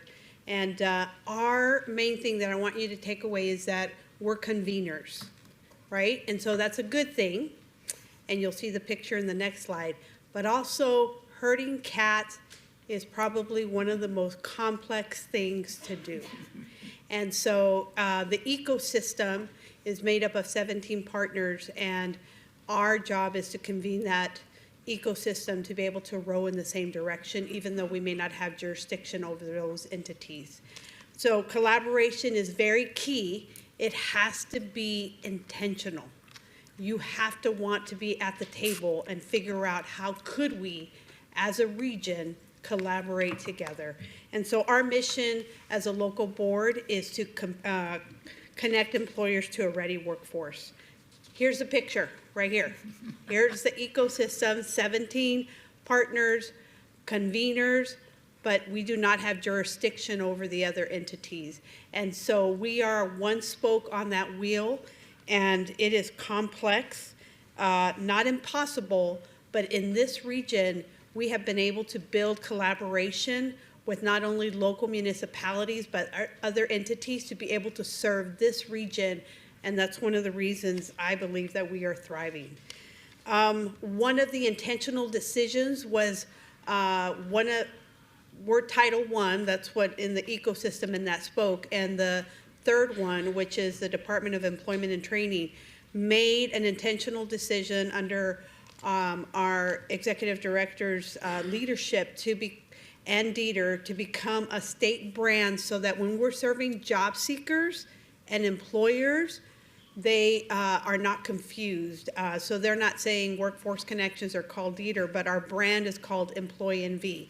And so when you're an employer, you have those constituents that are thriving in your community, but they want to expand and need a workforce. We serve them through the state brand called Employee NV Business Hub. And I know some of you have invited us out to speak to your business owners. Thank you for considering us as your thought partner and strategic partner in that, and we share the resources available. The other brand is a Career Hub. Those are for job seekers. So your constituents who are in that journey, that's where they would be able to go to get the resources that are available. And then we have a specialty, because in this region, we have a large amount of youth that are disconnected into being productive taxpayers. And so we concentrate on youth through the Youth Hub, ages 16 to 24. We have been very intentional in our partnership with the city. Here is an example. So we have approximately 12 hubs where we take the Employee NV Youth Hub, the Career Hub, and the Business Hub that I just talked about, and share it throughout your wards. And so we have 6 career hubs, 2 business hubs, and 1 specializing in youth. Does that mean that that is the end of the line? No, that just means that's where we are in our journey together. One of the beauties of the collaborative relationship is that we have been able to partner with entities like the library to be able to be in the community where your constituents meet and gather, so they don't have to travel far to get access to our resources. And that intentionality has been able to put money back into the bucket to actually serve more people, because they give us the space in order to serve. Very intentional, very strategic in order to meet the needs. Jaime? Okay, and one of the, I think, best parts about being here with our partners with the Vegas Chamber is that they get to serve those businesses right here at Civic Center. And as you know, there's another tenant about to move in on the first floor that will make those services even more comprehensive. Having the Secretary of State right here at Civic Center really starts to create a one-stop for businesses here downtown. I'll give you some examples of how many of these services we provide. You see in this slide that over the last year we have, or I'm sorry, over the last period of 5 years, we have served 13,000 businesses, provided about 165,000 employer services, posted about 78,000 job orders for 244,000 positions, and provided 238,000 referrals to open positions. Could you slide that for me, Irene, please? And so here you kind of see these are actually another example, or some examples of those services. These are employer reimbursements. And you would ask, why are we reimbursing employers directly? Because sometimes the employers do the training themselves. So sometimes we will pay for a training that happens at the community college or at a vocational school. But in these cases, we are actually reimbursing the employer for training that they're providing those employees. And so you see there 5 examples or 5 projects that we had. The first one was a state project called Layoff Aversion that happened after COVID, and that was $1 million of reimbursements to employers. The next one was a grant here from the city of Las Vegas from the ARPA funding, and that was $900,000 of reimbursement to employers. The third one is still going on. It's an incumbent worker training, so that's to skill up existing workers to be able to provide the new skills that new technologies sometimes demand with employers. So that was $1.3 million of direct reimbursements to employers. And the next one is industry sector partnerships. This is an important one because the state, for the longest time, had tried to convene industry sector partnership across the state, and it could never happen. It was just very hard to do it at a state level. And so now both local boards here in the South and the North has stood up 12 industry sector partnerships, and the state is funding us to be able to convene those employers. And that's right now $800,000 of reimbursements to them. And then the last one is our bread and butter. And we'll talk a little bit later about numbers for those on-the-job trainings, but that's $3.6 million of reimbursements for employers. Next slide, please. And so here we're going to we kind of separated to say, well, what if we just do Las Vegas-based businesses? Because you see in that second bullet, the grant that we got from the City of Las Vegas, we used it specifically for City of Las Vegas businesses. So you can see that amount matches is $900,000 or all of the money. But in the other grants, you can see that the portion of those grants that were applied to specific businesses in the City of Las Vegas. Next slide, please. And here we got to see our system becomes more robust in data when it talks about the job seeker. It's just how the federal system was built. So here we give you a snapshot of the last 4 completed program years. And this is specific to all the wards of the City of Las Vegas. So in the last 4 program years, we made an investment of roughly $22 million to serve 3,700, roughly 3,700 participants. Now, I want to make a clarification here, because if you see, these are numbers of individuals to complete the WIOA Title I program. So this is what we call intensive services, when there's lots of barriers to be removed, training to be provided, but we also serve twice this amount if it's just very quick, what we call basic career services. So polish up the job resume, refer them to an employer, help them with a job search. So this number is just the more intensive, months-long WIOA Title I program. So again, for the city, you can see if you invest $22 million and you serve 3,700 people who later go to work and earn almost $90 million of annualized wages, that's a return on investment of just 3 months. So it's a great investment of the taxpayer funds. And here we start to break down, just to give you per ward what's happening. So in Ward 1, it's roughly $4.5 million for 788 participants. Ward 2 would be 2.1 for 329. Ward 3 would be $4 million for 709. Ward 4 would be 2.4 for 371. Ward 5 would be 6.6 for 1,062. And Ward 6 would be 2.3 for 369. Next slide, please. This is All right. Yeah, thank you, Jaime. Madam Mayor, members of the council, thank you for this opportunity. I wanted to highlight a couple of the collaborations that are taking place between the city and the local workforce board, Workforce Connections. I want to highlight 2, and then I know Irene wanted to mention a few. Number 1, the Employee v. Business up at the Vegas Chamber that Jaime and Irene had both alluded to. Since January, we've hosted 2 cohorts of 22 employers that have each received $10,000 to upskill their employees. So almost $250,000 that's been invested in businesses to upskill their employees, and that happens because of us being right across the street. The second one I wanted to highlight was the City of Las Vegas Youth Development and Social Initiatives. A special thanks to Dr. Tammy Malik, who introduced us, as well as Dr. Tiffany Tyler Garner. Irene alluded to there being disconnected youth. In the city of Las Vegas alone, or actually the Greater Valley, we have over 40,000 disconnected youth, 16 to 24-year-olds that are not working and not in school. And so in partnership with the city, specifically through Dr. Malik's and Dr. Tiffany Tyler Garner's leadership, we've convened over 60 partners that are coming together on a quarterly basis. We've received philanthropic funding to do some pilots, and we'll soon be establishing an intermediary to pursue philanthropic funding here locally to do even greater things for our youth in the community. So we're excited to work with the city on that particular objective. Irene? Some other things that we have been very intentional, you have invited us to the table, and that's bullet point number 2. Your leader, Dina Basby, at the City of Las Vegas Economic Development Team, had invited us to the table regarding companies that you are exploring to bring to your area. And so very intentional, strategic. We added to the conversation when it came to talent pipeline development. and we are grateful.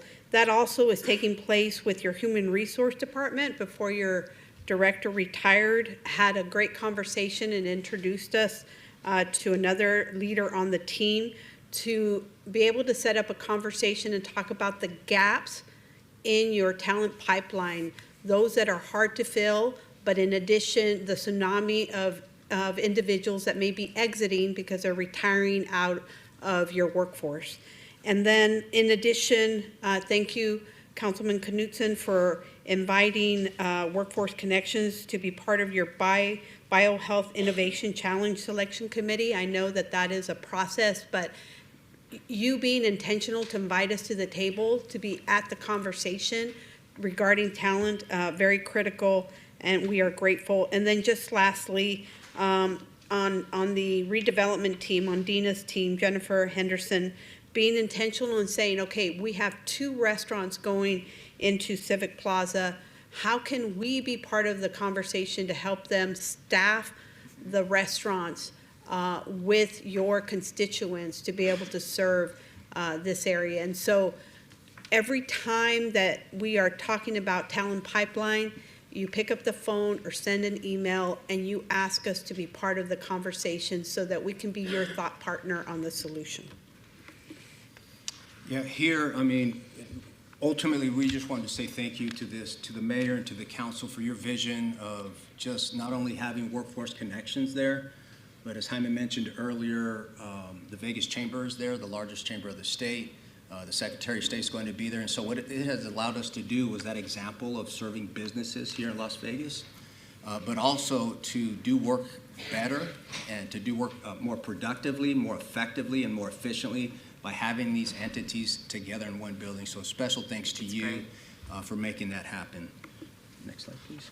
I wanted to highlight a few participant success stories so that you know that lives are being impacted through these hubs. Our career hubs, as Irene mentioned, are adult-centric. We had an individual by the name of Arthur who was a WIOA adult participant come through the Employee V career hub. He was unemployed, he was low income, and he was on public assistance. He received career guidance. He earned his commercial driver's license and then secured a job here locally with the company. And then he continues to advance his skills for advancement. Here's what I wanted to highlight from what's there on the slide. In his own words, he said this: "I've never had this much confidence in anything in my life." And that's the impact that these hubs are having on people's lives. The next slide is in reference to a youth. Our Employee V youth hubs, of course, are youth-centric. This is a really cool story because it's 2 brothers who came together to an Employee V youth hub, Isaiah and Elijah, both WIOA participants in the hub, low income, unemployed, and with limited work experience. Through Employee V, they received a work experience opportunity to develop their foundational skills. They both participated and completed electrical technology training, and then in turn received an on-the-job training opportunity with Ventura Integrated Systems as low-voltage techs. And as a result of their efforts, they earned permanent employment with Ventura. So we're really excited about the impact it's having on our youth as well through the hubs. Lastly, we have a video that hopefully can play so you can hear from the employer directly about the impact that the Employee V Business Hub is having on their company.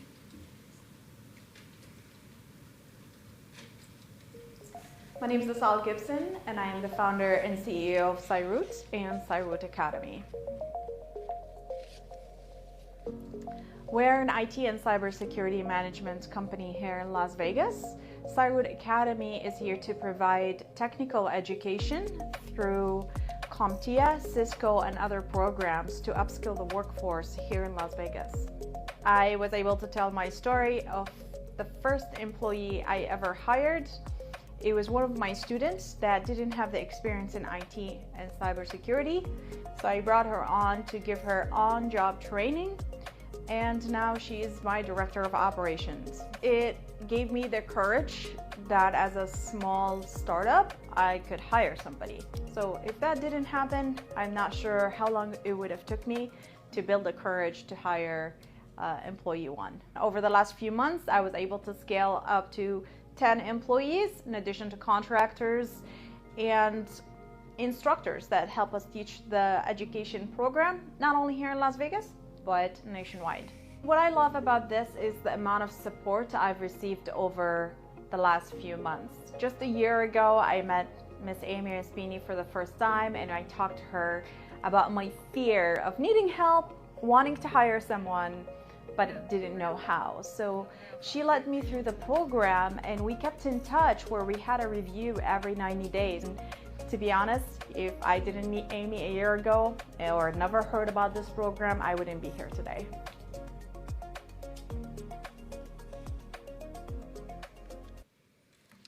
So we're grateful for the impact that we have an opportunity to be a part of in partnership with you all for the city through the local workforce board.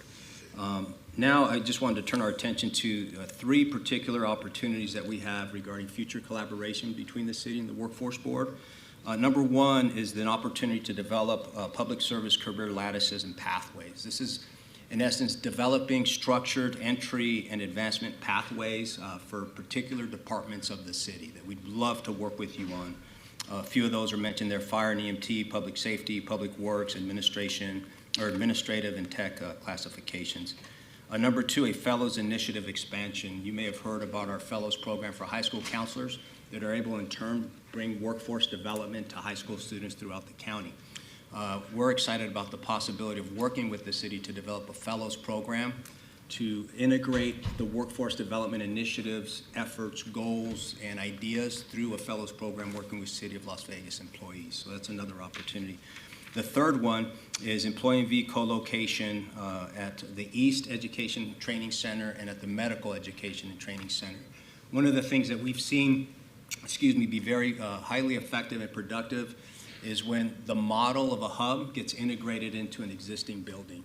And so what we're hoping for is that opportunity to integrate an employee V hub at these two education training centers in the future so that there's proximity to those individuals that are visiting those ETCs in the future. So we're excited about these opportunities. We look forward to not only those, but potentially a lot more that can come to fruition as a result of the partnership. Thank you. And before I close with the sharing with you the news about the conference, I wanted to share with you that, one of the things we've gotten used to very quickly is the level of security here. I mean, we love the marshals. They're so friendly. We've never felt safer. We had to get used to, working in this environment of high safety, but we do appreciate it. Another thing we learned is you don't mess with the parking department. They don't play, Mike. So very serious, the parking department. I hope Maria's not here. Don't give me a ticket, Maria. But so let me share with you about last week. Last week was monumental because for 35 years, the 575 boards across the nation, like Workforce Connections, were all convened in Washington, D.C. every March. And we get together so that we can get updates from the Department of Labor, so we can share best practices, so we can, also recognize those boards that are doing great work. But because of all the great things you've heard, the things happening here in Southern Nevada, they picked us to be the very first time they left Washington, D.C., because they wanted my peers to kind of see what we have here. First Chamber of Commerce in the nation to host an American Job Center at no cost. First private business in the nation, Movement Fitness. All the Las Vegas, Clark County libraries that then triggered the other Henderson, North Las Vegas, and Boulder City libraries. So all that great stuff was highlighted last week. And I think it was monumental for us because not only that we get to highlight these great partnerships that you've just heard about, but they exceeded, the goal was for 1,000 people to come. They hit 1,100, so the organization is going to make a hefty or nice profit. And we were grateful also because besides that, what we call the Silver State Showcase, where we had Mary Beth Sewell from the Vegas Chamber, Danielle Casey from the Las Vegas Global Economic Alliance, Kelvin Watson from the Las Vegas Clark County Library, John Ponder from Hope for Prisoners, Chris Sewell, the director of the Nevada's Department of Employment, Training, and Rehabilitation, and my peer from Reno, from Nevada Works. We kind of shared the stuff you've heard about today plus more. But then in the afternoon, the attendees were also treated by a local elected official, fireside chat, which I heard Mayor Berkeley stole the show. She was awesome. And so the other mayors joined her, Mayor Romero from Henderson, Goins Brown from North Las Vegas, Hardy from Boulder City, and then County Commissioner Michael Naft. And so they had a conversation moderated by Congressman John Porter, and my peers really appreciated that to the point where they said, you're so lucky. You have the best local elected officials ever. And so we feel lucky. Madam Mayor, thank you, because whenever we ask something of you, you're always there. And so we appreciate it. And with that, I'm also grateful because our own local elected official has been with us for years now, was there with us. And so thank you for joining us. You're also, we don't have to ask you, you just show up. And so we appreciate that as well. So with that, we'd be glad to take any questions you might have, but that concludes our report. Thank you for bringing us up. Thank you for a very comprehensive presentation. We're all so very proud of you, proud of what you do. It is very important to the city, and we so appreciate the partnership. I have to say, when I walked out on that stage, that was an impressive conference. I don't think I was ever in that room at the Cosmopolitan, but it was impressive. So congratulations for that as well. Are there any questions or comments from members of the City Council? Mayor Pro Tem. Thank you, Madam Mayor, and thanks for the presentation. Kind of looking at your slide when you are working with us with Wexford Technologies and the BioHealth Innovation Challenge. I've been working with Mike and his team, including the entire team, on organizing our higher education institutions around healthcare. And the mayor knows this. We don't have enough residency slots within Nevada, but we're also not producing enough people to significantly impact healthcare over a long course of time, and that ranges from phlebotomists to x-ray techs to occupational therapists to physicians and cardiothoracic surgeons. And so as the city kind of organizes and works with those higher education institutions, we have some pretty exciting initiatives on the way within the medical district. And maybe just as brainstorming in the future, I don't know how to engage Workforce Connections, but when you said fellowships, I know we need some more fellowships. I don't know if you do that with cardiothoracic surgeons and neurosurgeons, but we need those too. So just as a brainstorming opportunity, maybe not here on the dais, I don't want to put you on the spot, but in the near future, I would love to kind of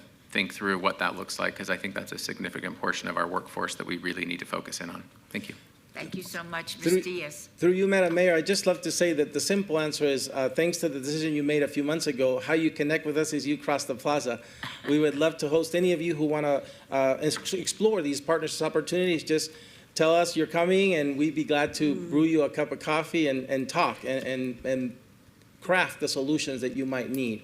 I personally, I think some of you know this, I did my part to build a healthcare workforce. I have a daughter who graduated from UNLV as a doctor in physical therapy. So I'm doing my part, Councilman, to build you your workforce.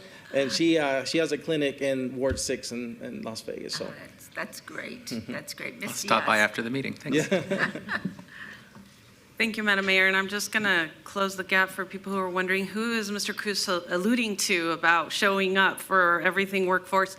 It's been me. I've been on the workforce board, I think, ever since I joined the ranks of the City Council, and it has been truly a pleasure to serve on the LEO board and helping ensure that we continue to do the best by our community, by our businesses, by our workforce, by folks that are barely surviving but needing that extra support so that they can be living their best life and thrive and feel confident and have the means to support their families. That's so important to me, that we don't import a workforce, but we develop it and create it from the people that are already living here, because there's so many people who are working hard but not making enough. And so that opportunity for growth is so important for us to capitalize, and I think it's a win-win-win across every single board, especially when you look at every single ward and how many lives are being touched and the investments being made, but then also the ROI that brings, or what that comes from developing a person and having the ability to help give them the skill set to elevate their position in the workforce is just amazing. I did want to speak about really briefly, NOB being held here is amazing. We're the first city outside of Washington, D.C. to host this conference, so that in itself is a feat. And that's just a testament of like the caliber and the abilities of Jaime, Irene, and Ricardo, who are part of the Workforce Connections team, and how we are so diligent in removing silos, removing barriers, and talking to all of the systems so that we're all on the same page and we're able to move the ball down the field a lot more and just bring that Super Bowl every single time. And speaking of Super Bowls, we've not been short of winning accolades and awards as a workforce board. And so this year, the National Association of Workforce Board created a new award called the Bob Knight Board of Distinction Award. And it's not necessarily going to be given out every year. It was created to make sure that it acknowledges the local impact of a workforce board and that it rises to the occasion to be highlighted as a national example. And the inaugural recipient of that Board of Distinction Award, that Bob Knight Award, was our Workforce Connection. So I think that deserves a round of applause here to recognize you all. That's the caliber of work we're talking about. So I just needed to get on my soapbox and say, you guys are doing amazing. And every time we tell you to elevate and keep reaching higher and higher, you meet our expectations. So we have a lot of work still to do. I know that I'm one of the wards with the highest unemployment rates, and we still have to tackle and help and assist those folks, but we're on the right track, and I feel encouraged that we can and are making a difference. Thank you. Councilman Summers Armstrong. Thank you, Madam Mayor. I just want to tell you all, thank you so much for the work that you're doing. I see that on the slide, Ward 5 has some of the highest numbers of participants. I would like to find out if there's a way that we can track how that participation is affecting the base income levels for Ward 5, so that we can have some correlation between how folks are, how their training is impacting the overall AMI in Ward 5. I think that's really important.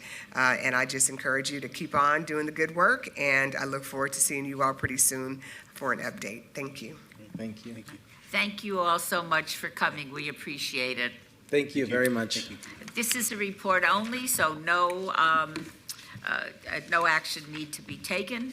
Agenda item number 22 will be heard after the community development discussion section of the agenda. Agenda item number 23, boards and commissions. Discussion for possible action regarding the appointment of nominee Carla Yolanda Beltran Delgado to a Ward 3 seat on the Youth Leadership Advisory Council. Is there a motion, Councilwoman Diaz?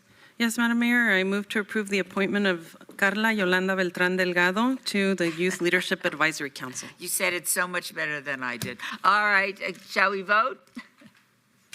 Please post. Motion carries. Agenda item, number 24, recommending committee bills eligible for adoption at this meeting. Bill number 2026-10. Councilman Knutson, would you like to have the bill read? Yes, Mayor. Bill number 2026-10, an ordinance to adopt that certain document entitled First Amendment to Development Agreement for property formerly known as Cashman, and to provide for other related matters. Thank you so much. Move to approve. Thank you. Shall we vote? Post. Motion carries.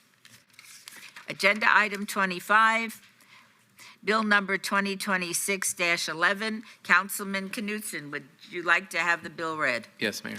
Bill number 2026-11, an ordinance to adopt that certain document entitled First Amendment Development Agreement for property formerly known as Grant Sawyer, and to provide for other related matters. Move to approve. Please vote. Post.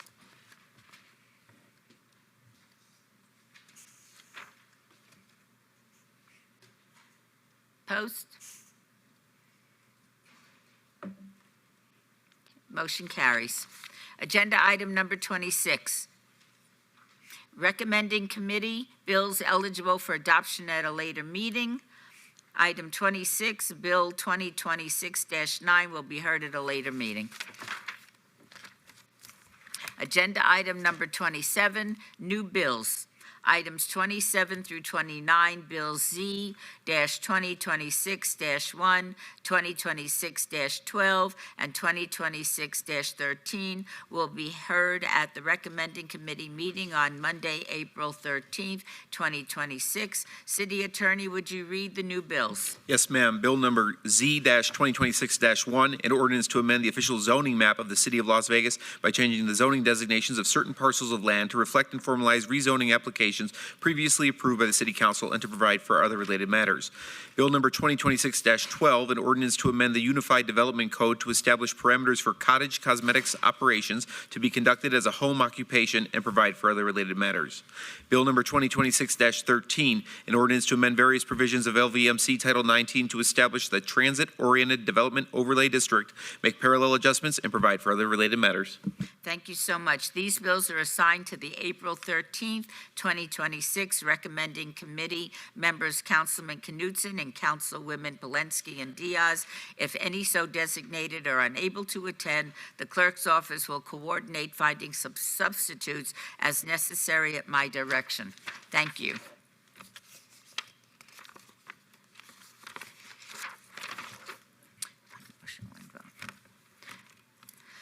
Items number 30 through 32 appear on the one motion, one vote agenda and may be considered in one motion, one vote as they are routine items with no condition changes. Any person representing an application or a member of the public or a member of the council not in agreement with the conditions and all standard conditions for the applications recommended by staff should request to have that item removed from this portion of the agenda. Item 30, 25-0396-RQR1, applicant Clear Channel Outdoor, owner Willick Investments, Inc., on the land use entitlement project request for required review of an approved special use permit U-0176-90 for a 40-foot tall, 14-foot by 48-foot off-premise sign at 3591 East Bonanza Road, C1 Limited Commercial Zone, Ward 3, Ms. Diaz. Agenda item 31, 25-0399-RQR1, applicant Clear Channel Outdoor LLC, owner Silver State Equity Partners LLC, on a land use entitlement project request for a required review of an approved U-0006-90 for a 40-foot tall, 14-foot by 48-foot off-premise sign at 1535 Northeastern Avenue, C1 Limited Commercial Zone, Ward 3, Ms. Diaz. Agenda item 32, 25-0405-RQR1, applicant Clear Channel Outdoor, Inc., owner George A. Brewcother Trust, on a land use entitlement project request for a required review of an approved special use permit U-0003-91 for an existing 50-foot tall, 14-foot by 48-foot off-premise sign at 1901 South Decatur Boulevard, C2 General Commercial Zone, Ward 1, Mr. Knutson. Staff recommends approval of all items. These are public hearings that I now declare open. Is there anyone wishing to be heard on items 30 through 32? Hearing and seeing none, I will now close the public hearings. Mayor Pro Tem, may I have a motion for the one vote, one motion, items 30 through 32? Madam Mayor, move to approve items 30 through 32. Please vote. Post. Motion carries.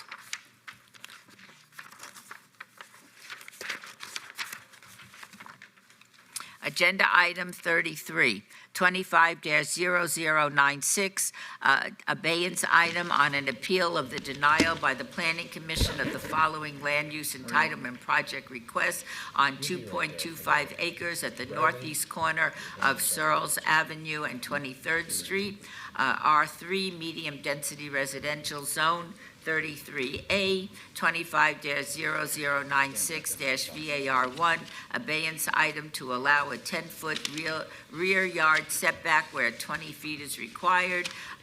Agenda item 33B, 25-0096-SDR1 abeyance item for a proposed one-story, 50-unit residential tiny house park with a waiver of perimeter landscape buffer requirements. The applicant owner is Searles Oz Land LLC. The Planning Commission and staff recommend denial of the entire land use entitlement project. These are in Ward 3, Ms. Diaz, and our public hearings, which I now declare open. Is the applicant present? Yes, Your Honor. Good morning. Good morning, council members. My name is Bob Gronauer, 1980 Festival Plaza Drive. With me are my clients, Gary Gum and Bradley Gum.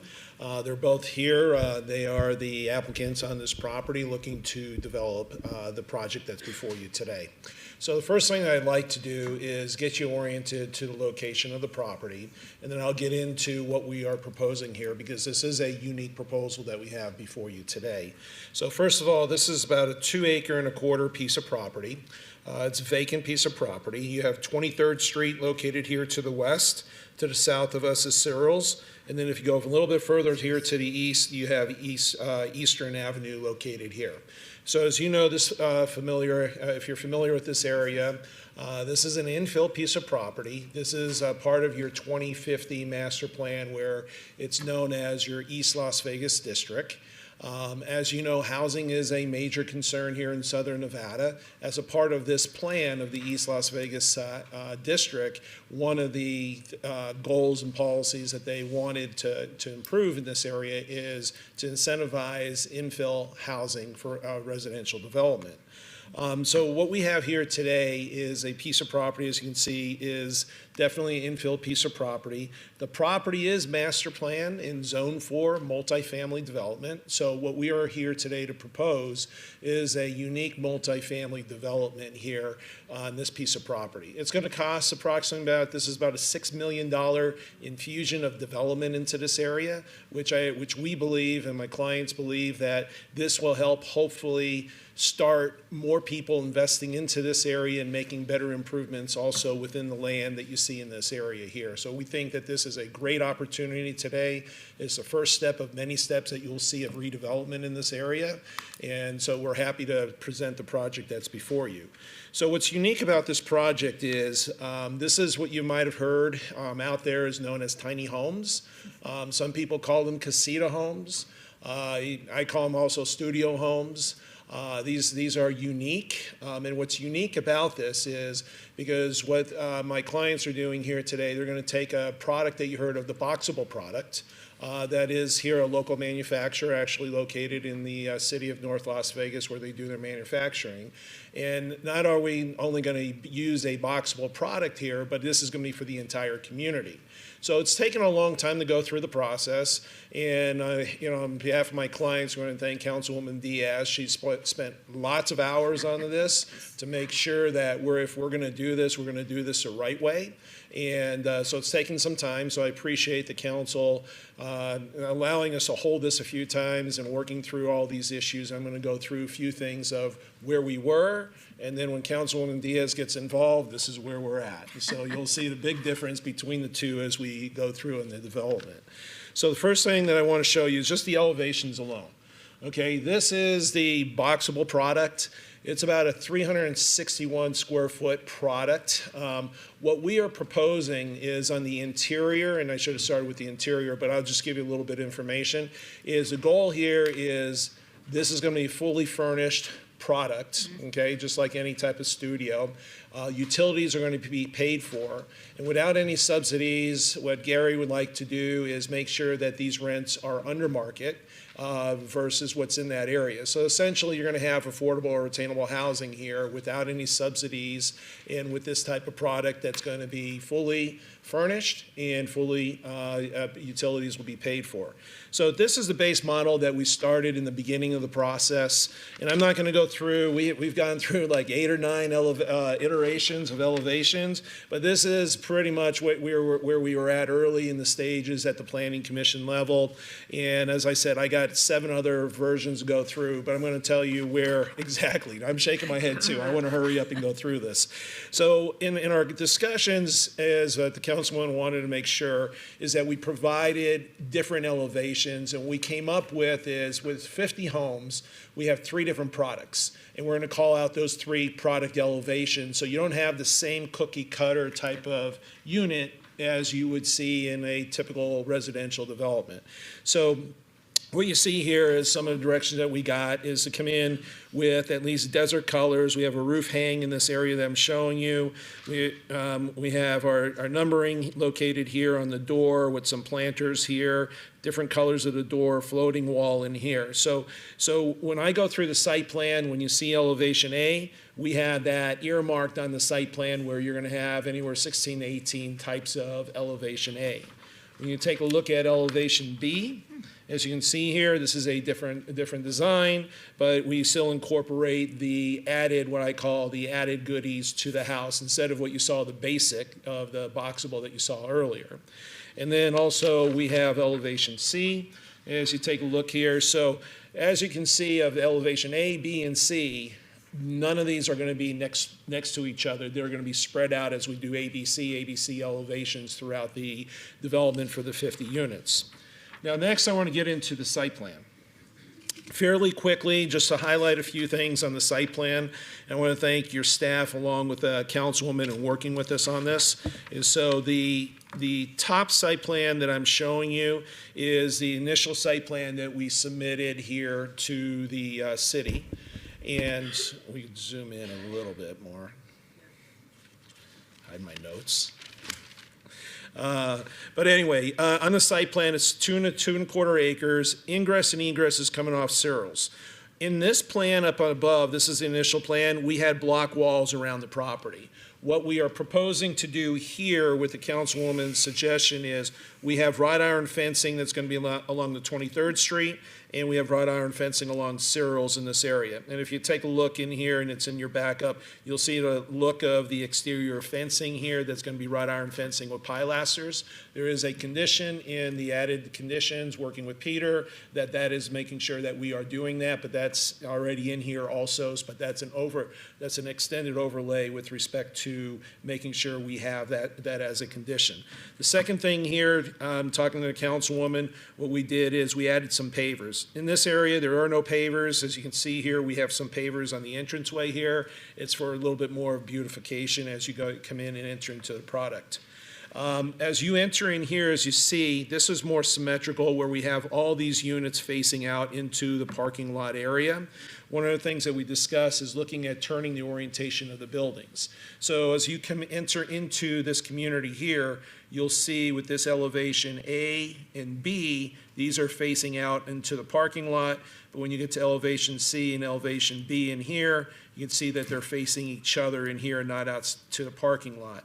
So you'll see that design as we move around in this area here, which is much different than just having them all symmetrical and facing out one way in one direction.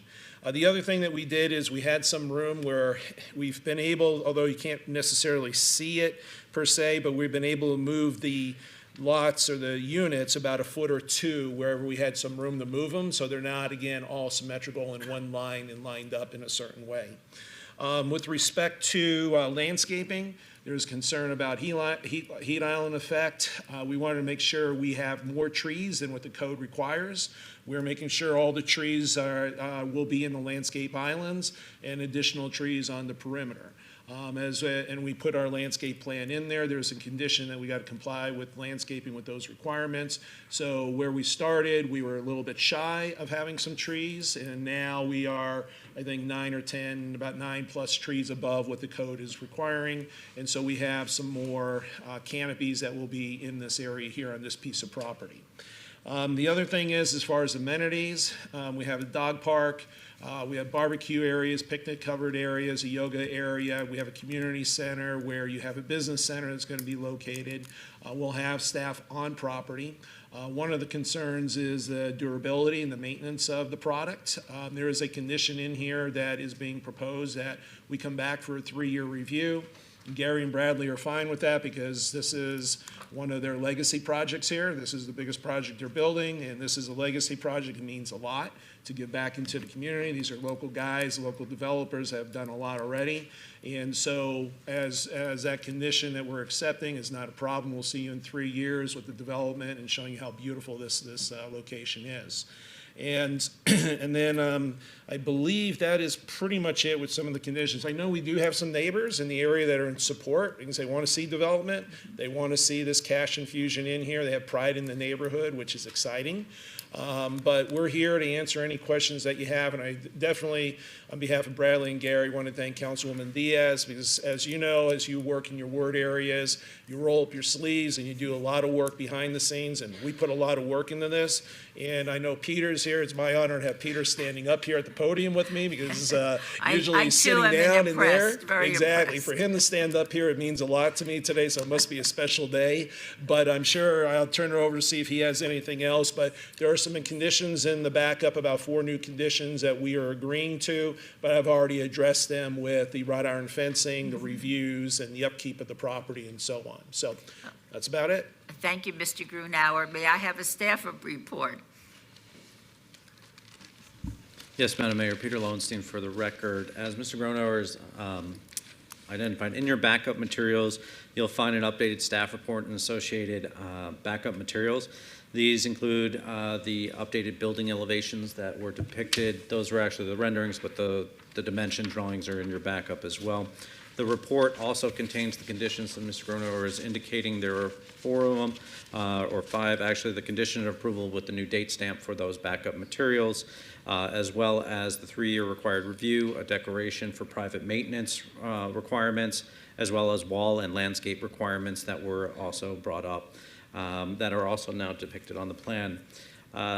In regards to staff's position on it regarding the project as it's designed, staff finds the requested variances of the required setbacks are not supportable and kind of reinforces unsuitability of the project with the surrounding development, and therefore staff is recommending denial on the development. Thank you. All right, thank you so much. Is there anyone else wishing to be heard on these items?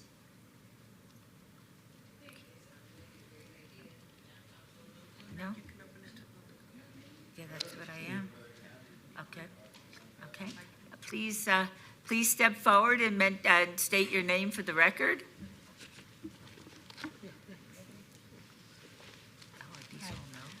My name is Linda Casillas. I currently live. Would you get very close to the mic? Thank you so much. Hi, my name is Linda Casillas, and I currently live at one of Gary's apartments in Las Vegas. I'm part of the 50 and older group of the fastest growing people experiencing homelessness. And our numbers are estimated to triple by the year 2030, which is very close. And we are, where do I live for $1,200 a month? I've worked, raised my family here, I've worked here, I contributed to the community, and I have just a very limited income.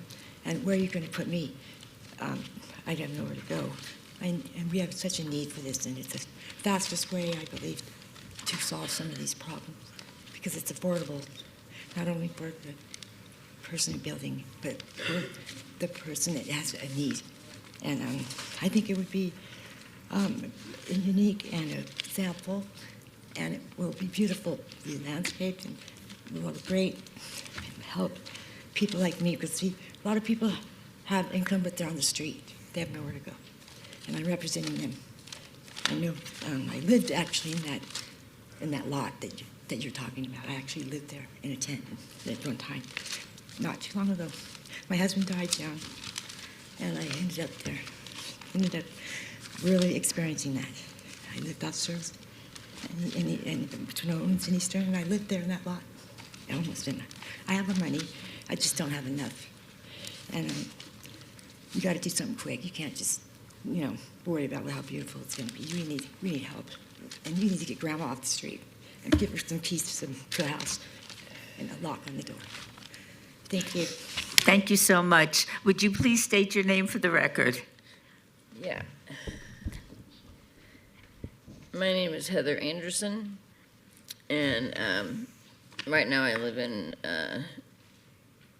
the 115 apartments on 14th Street, and which they're good apartments, but you know they're the same. You know, you got people on the left and right, and people above you, and kids, and I don't have kids, so I would, you know.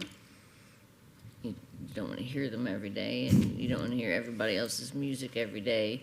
And having something like this that's split up, but it's still small, it's affordable, that would be amazing. And you don't have to go upstairs. And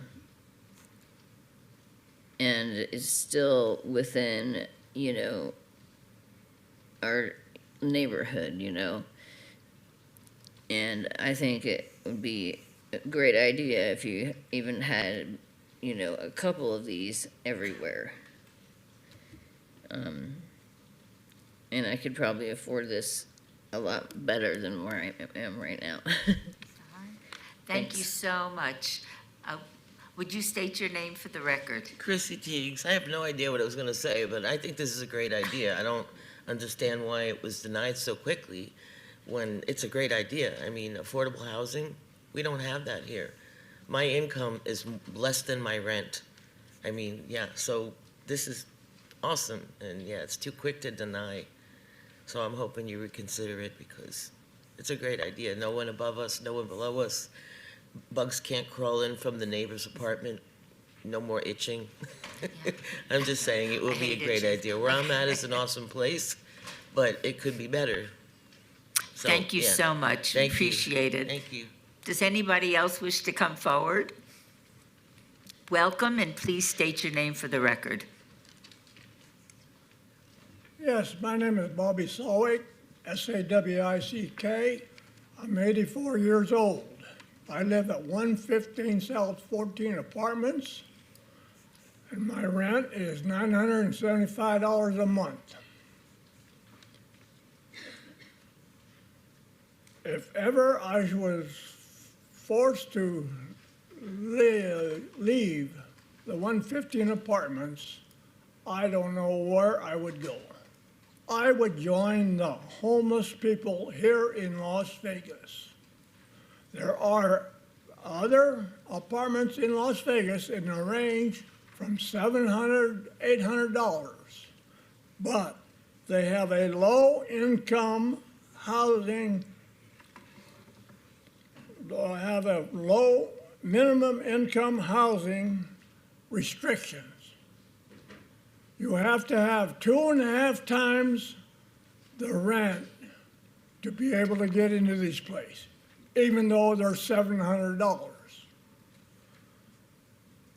This low-income housing project that is before the council is a giant step for the city of Las Vegas to get the homeless people off the streets. Thank you. Thank you so much for joining us. Please step forward and state your name for the record.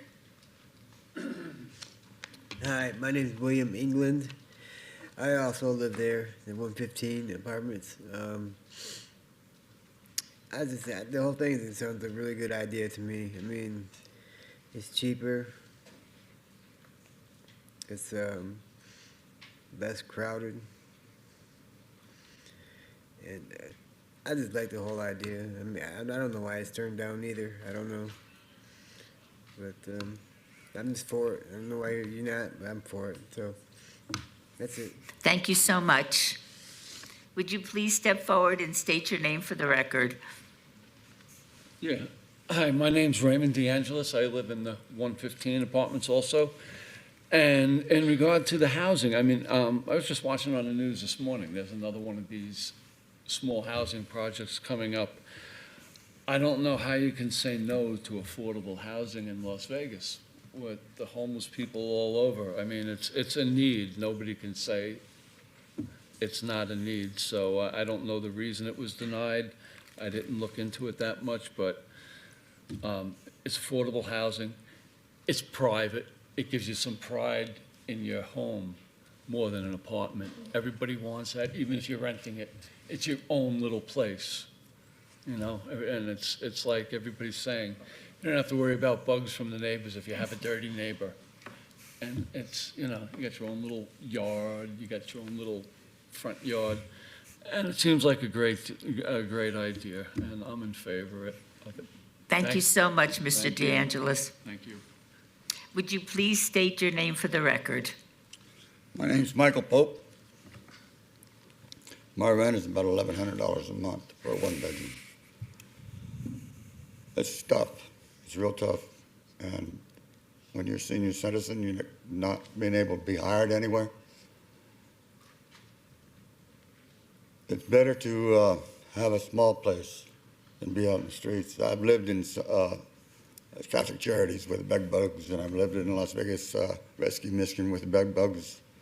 I've lived quite a few places, and if somebody's giving a lifting hand, a helping hand, it'd be a lot better than shoving back down in the sewer.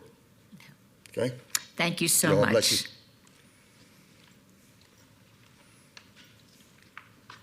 Hi, my name is James Ferris. Welcome. I've been a resident here at 115 Apartments for about a month. And everyone there seems happy someone is there because this is an enclosed building. And I like my apartment, and I probably would like these little small houses also. I've never been in one, but I'm willing to look at one to see how they are. So thanks for having me today. Thank you very much. Would you please state your name for the record? Yeah, my name Danny Hill. I think it's a good idea to have these apartments. I don't know why y'all say no. No, but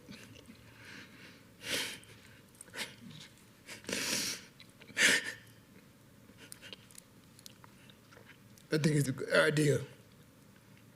Thank you. Thank you so much. Welcome, and state your name for the record, please. My name's Gregory Lacefield. Obviously, this isn't the only option for affordable housing in Las Vegas, right? But it is a little bit different. It does give people of a lower socioeconomic status an opportunity to have a place that they can take more pride in, have a little piece of yard. Everything has financial constraints, right? And I understand that owning or renting a piece of property comes with financial constraints. But if somebody's figured out how to make affordable housing in a situation like this where they can price it at a point where it can be profitable for them and it can be managed by the people, and I don't see in any way that this would have any kind of damage to the community or something, right? So if someone can price it so it's affordable and they can still make a profit, and the only thing in the way is arbitrarily set rules, right? Then I think that's a pretty ridiculous bottleneck for it, right?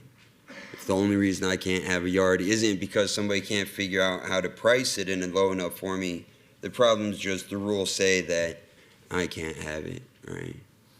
So I don't see any real legitimate barrier to this project, and it does create a unique, different form of housing for low income, and they should be trying different things to try to figure out what works. And so you have to have a variety, you have to have new stuff coming in so that you can see what new things might be able to work out to solve the problem, right? So it looks like it'll work. It looks like there's no real negative drawdown on it, right? So that's all I got to say, I guess. Thank you so much. Would you please state your name for the record? And these are the last two people we're going to hear from. My name is Heather DeGran, and I think this is a great idea as I am homeless staying at the courtyard.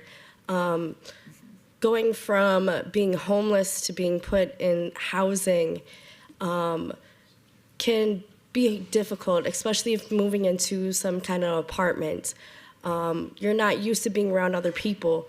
I just think it's a good idea for that to be done. Staying at the courtyard, we're waiting for case management to tell us that there is housing available that's affordable for us. Is very difficult. So I hope that this gets approved. Thank you so much. Will you state your name for the record? Yes, ma'am. My name is Teresa Norfolk. I live at the 115 apartments. I've lived there for about 1.5 years at Gary's property. I know that the maintenance and upkeep is very good there. They're quick to fix any problems. I think it would be the same way with the houses. I miss having outdoor living space. I don't have any of that right now. My neighbor calls me a night owl because I'm still up at 10 o'clock. She goes to bed at 8, so she has her window open and hears me a lot. So I know tiny houses are different. It's a different way of thinking about living, but for me, I don't need a lot of space. I don't need a great big yard. I've raised all my kids. Me and my dog, in a small area would be great for them. So I think it's a great idea. Thank you so much. And thank all of you for taking time out of your lives to come and speak with us. Is there anyone else wishing to be heard? Seeing no one, we will close the public hearing. Mr. Grunauer, does the applicant agree to all of the conditions? You've already so stated, Yes, ma'am. but you will on the record. Yes, Your Thank you. Are there any questions or comments from the council? Yes, Ms. Summers Armstrong. Thank you, Madam Mayor. I just have a question about affordability and how, since that's the premise, you're talking about you all are covering the cost of utilities, which are doing nothing but going up right now. How do you plan to ensure that there's continued affordability if you're not using any of the federal or state-funded programs that give conditions about affordability? I think that would be the thing that I would be concerned about, is that possibly after a time we would see a more commodification of housing, and that maybe you sell and then we have some real estate investment trust coming in to rent these at market rate. I think that that's a really big concern for me. Yeah, I'll answer quickly. I mean, number one, there's no guarantee what's going to happen in 10, 15, 20 years from now. One of, as I said, as part of being the legacy project here, is Mr. Gum has properties in the area. He knows what those rents are. The goal is to be a couple $100 less than what that market rate is in that area. And the goal right now is to hold on to those apartments and to have that. And there is no subsidy. If there was a subsidy, you could tie it to restrictions and so on. But I think the most important thing, you'll see where we are in the 3 years, and when we come back for that review, no problem having those discussions with you. But as you may or may not know, Mr. Gum has experience in this general area. He understands where the rents are, and this is given back to the community of what you're doing here. Okay. Anybody else? Ms. Diaz?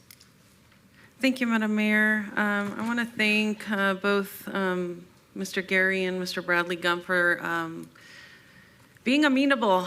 This has not been an easy project to navigate because, one, it's one of a kind, and the city really hasn't spoken to this type of development where it's prefabricated. Everything that has been a tiny home has been built much like we build the housing units or things that are for sale.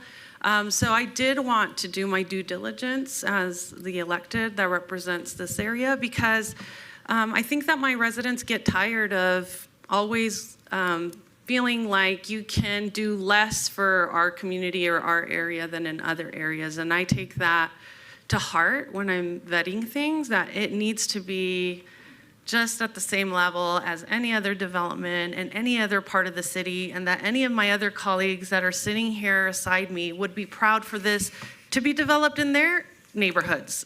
So that's how much thought and intentionality has been put into this, because we want to ensure that we're taking care of the future tenants and residents of your property, and we want them to be happy, and we want the best for them. So that's why I really wanted to make sure landscaping was amazing and beautiful. I wanted to make sure that there were different elevations, that it looked like and it felt like any other neighborhood, any other housing community that we have. And there may be people watching right now who are trying to figure out how to finance a build of offering residential opportunities to our community, and the construction numbers aren't penciling, and so therefore they may pivot. And so this is not only a legacy project as stated by Mr. Gronauer for you, but I feel like it's somehow, some way, we are also kind of putting the bar and setting the bar as to what our expectations for caliber and quality and amenities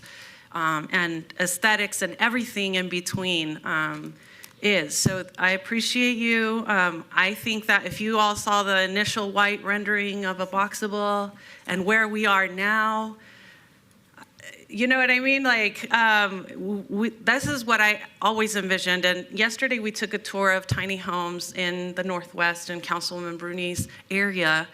And now that I see the renderings and I compare what I saw yesterday, it makes me feel confident in having, you know, this back and forth conversation and extending your thinking. Can you give me? Can you do? Can you modify?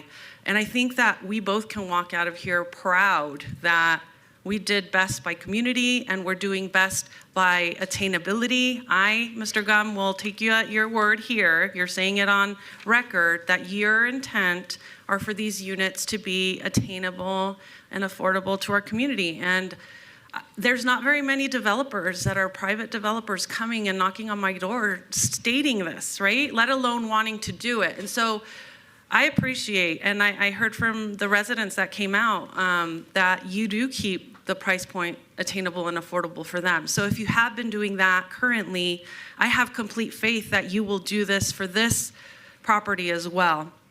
I did have a question about age. This is a non-age restricted community, correct? So anyone of any age, as long as they qualify with your property management ground rules and whatever that looks like, they will be, regardless of age, as long as they qualify, they will be able to live here? That's correct. Okay. And then for you, Mr. Lowenstein, I did have a question about the amended condition on going and doing inspections and reviews post-time. For me, the boxable product is unknown, it's uncertain. I don't know how it's gonna hold up over time. We're a desert, there's high heat. There's just too many, I don't know. I didn't have another boxable community I went to the actual site and saw their model, but I don't know how they keep up over time. So my question would be, is this a one-time going back to review the residential neighborhood or this development? Is it a one-time review in 3 years, or can it be extended, say, 3 times so that we can see the state at 9 years? Because I just don't know. All right, through you, Madam Mayor, Peter Lowenstein for the record. So this sets the first of the required reviews. At that time, you can set a subsequent one to it, and you can do that continuous, or if you've satiated, you can then stop the required reviews. It is set in the condition to be 3 years from the issuance of the first final inspection of the first residential unit. So 3 years from the first one being able to be occupied is when you'll see this back before you. Okay. Prior to making a motion, Yes, ma'am. may I say something? Yes. I'm absolutely elated by this project from the first time I heard about it. I'm glad that you worked so well with Councilwoman Diaz to make sure that this is a project that we're all proud of, and we all are. Infill, we talk about infill on the county, on the city council, and this is a project that fulfills that. We talk about low-cost housing, which is so important in this community, and I have a little experience with tiny homes. We've been talking about that for a long time, and they are extraordinarily, the ones I've seen are extraordinarily spacious and accommodating inside. So for all of those reasons, I'm very excited excited to see this project, and we will review it in 3 years and look forward to many more projects like this. So, Ms. Diaz, I'll entertain a motion. Oh, I'm sorry, Ms. Bruni. Thank you. I have a question. As Councilman Diaz said, we did tour some tiny homes yesterday, and one of the questions I asked, because, you know, there's not a lot of space between the different units, and so I was wondering whether that particular property had a policy around kind of storage of items or what you could have in your little solar. And so I don't know if in this community you thought about rules or guidelines about, you know, what the residents can store around, because, you know, you can imagine just the pathway between one unit to another could be filled with different things, and so I don't know if you've thought about that at all. Right. Yeah, no, of course. I mean, you know, we've been in property management for many years. We've run apartment communities for many years, so we're well aware of all those issues.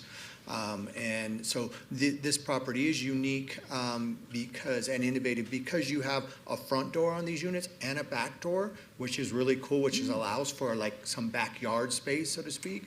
And so, you know, we anticipate they'll store, you know, e-bikes and scooters have all become super popular, and so they'll have some space for that. Whereas you're in your typical 2, 3, 4-story garden style, you know, some of these are interior hallways, there's no, and then you're already in a micro unit. Where are you supposed to put anything, you know? These have the ability for them to be able to do that. Also has a porch and a patio out in front there where you saw that floating wall and that overhang that creates the shade there so they can sit out, have some coffee, and a bike can be stored back behind that floating wall and locked up, you know. So this, you know, uniqueness of this project allows for those things for sure. And of course, there's rules and regulations, and you know, there also is the fire code. You know, they can't have a barbecue, you know, within a certain number of feet of the unit. But we're going to have on site gas barbecues in shaded areas with picnic areas, any way to accommodate. So you know, we'll be on top of it. I can assure you, this is what we do, and we have a track record of taking care of our properties. And you know, I think this is going to be received very well. I think that, you know, people are going to love it, and they're going to want to stay there and adhere to any rules that we put there, which is for the betterment of everybody in the community. Yeah. Thank you so much. All right, thank you, Madam Mayor. And so with that, I'm going to move to approve agenda items 33A and B with all of the stated conditions by Mr. Lowenstein, and that is my motion. Please vote. Post. Motion carries. Thank you very so much. Have a good day. Thank you.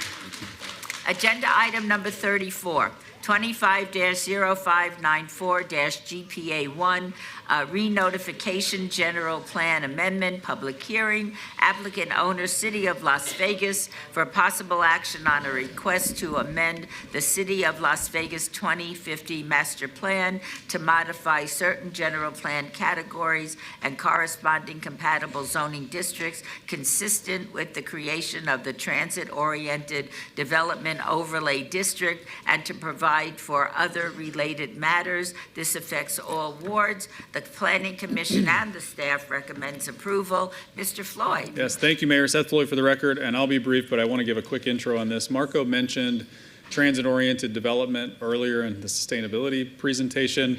You may have heard that word a lot, both from us and from others in the city, and that's because when we adopted our current master plan back in 2021, a key component of that was creating areas along our major corridors for future transit-oriented development, which would, of course, spur growing up, not out, which is kind of where we are in our history right now. And the next phase of that is to adopt an ordinance that actually puts standards to those transit-oriented areas. And I will turn it over there to Marco to explain what this is and what this will do. Good morning, Madam Mayor, members of the City Council. Marco Vallada, City of Las Vegas Department of Community Development, for the record. As Mr. Floyd just mentioned, this is the basis for the 2050 Master Plan's land use and transportation strategy of growing up and not out, and really it dovetails well with infill and redevelopment, as well as other concepts like attainable housing. And we did go to the legislature last session as part of incentivizing this concept through Senate Bill 28. So what is TOD, or transit-oriented development? Well, with a backbone of a fast, frequent transit, whether that's bus-based or whether that's rail-based, it is development that is immediately surrounding or adjacent to that transit. And it's seen in many different forms all across the country. We have a lot of examples. I'm clicking through here, but again, you have compact, medium, or high density development that is immediately nearby. There's pedestrian-friendly design, people that can come from a short walk or a short distance or bike to it. And again, it's complementary with a number of different use types, residential with commercial, different types of commercial, restaurants, retail, and then some of them often include some form of affordable or attainable housing as part of it. And that's something that we've already integrated into Title 19 as part of our incentive package. So there is this high quality design focus, and really that center transit stop immediately adjacent to it, you'll have that walk shed of residential, and then you have that vertical development with a mix of active ground floors and retail uses, sometimes exclusively residential, sometimes exclusively commercial, but there's a nice integration of mixed use. It is also used as an economic development tool. This is a picture from Salt Lake City at the 900 South Station. There's a robust rail and bus rapid transit network that Utah Transit Agency, UTA, provides. And you can see that with the presence of that infrastructure, you can get a lot of different types of development. And with the 2050 master plan being developed in conjunction with the RTC's onboard future mobility plan, we've started to see some of that develop and evolve over the last couple of years since their adoption. We have our land uses for transit-oriented development already determined. Those have been in the master plan since its inception, and they roughly parallel where RTC has been planning and building the high-capacity transit. Notably, Maryland Parkway, we have that going on right now. That is going to link downtown with the airport. You can see right here a good example of transit-oriented development right at our doorsteps. Literally at Civic Plaza, you have the integration of the Bonneville Transit Center Bay right next to our Civic Plaza, our transit center itself, and then a close walk to civic services, residential nearby. The same thing is happening in Henderson along Boulder Highway. Bus rapid transit is under development right now, center running from Nevada State College through downtown Henderson all the way up to about Sunset Road, and that will continue on northward to downtown Las Vegas.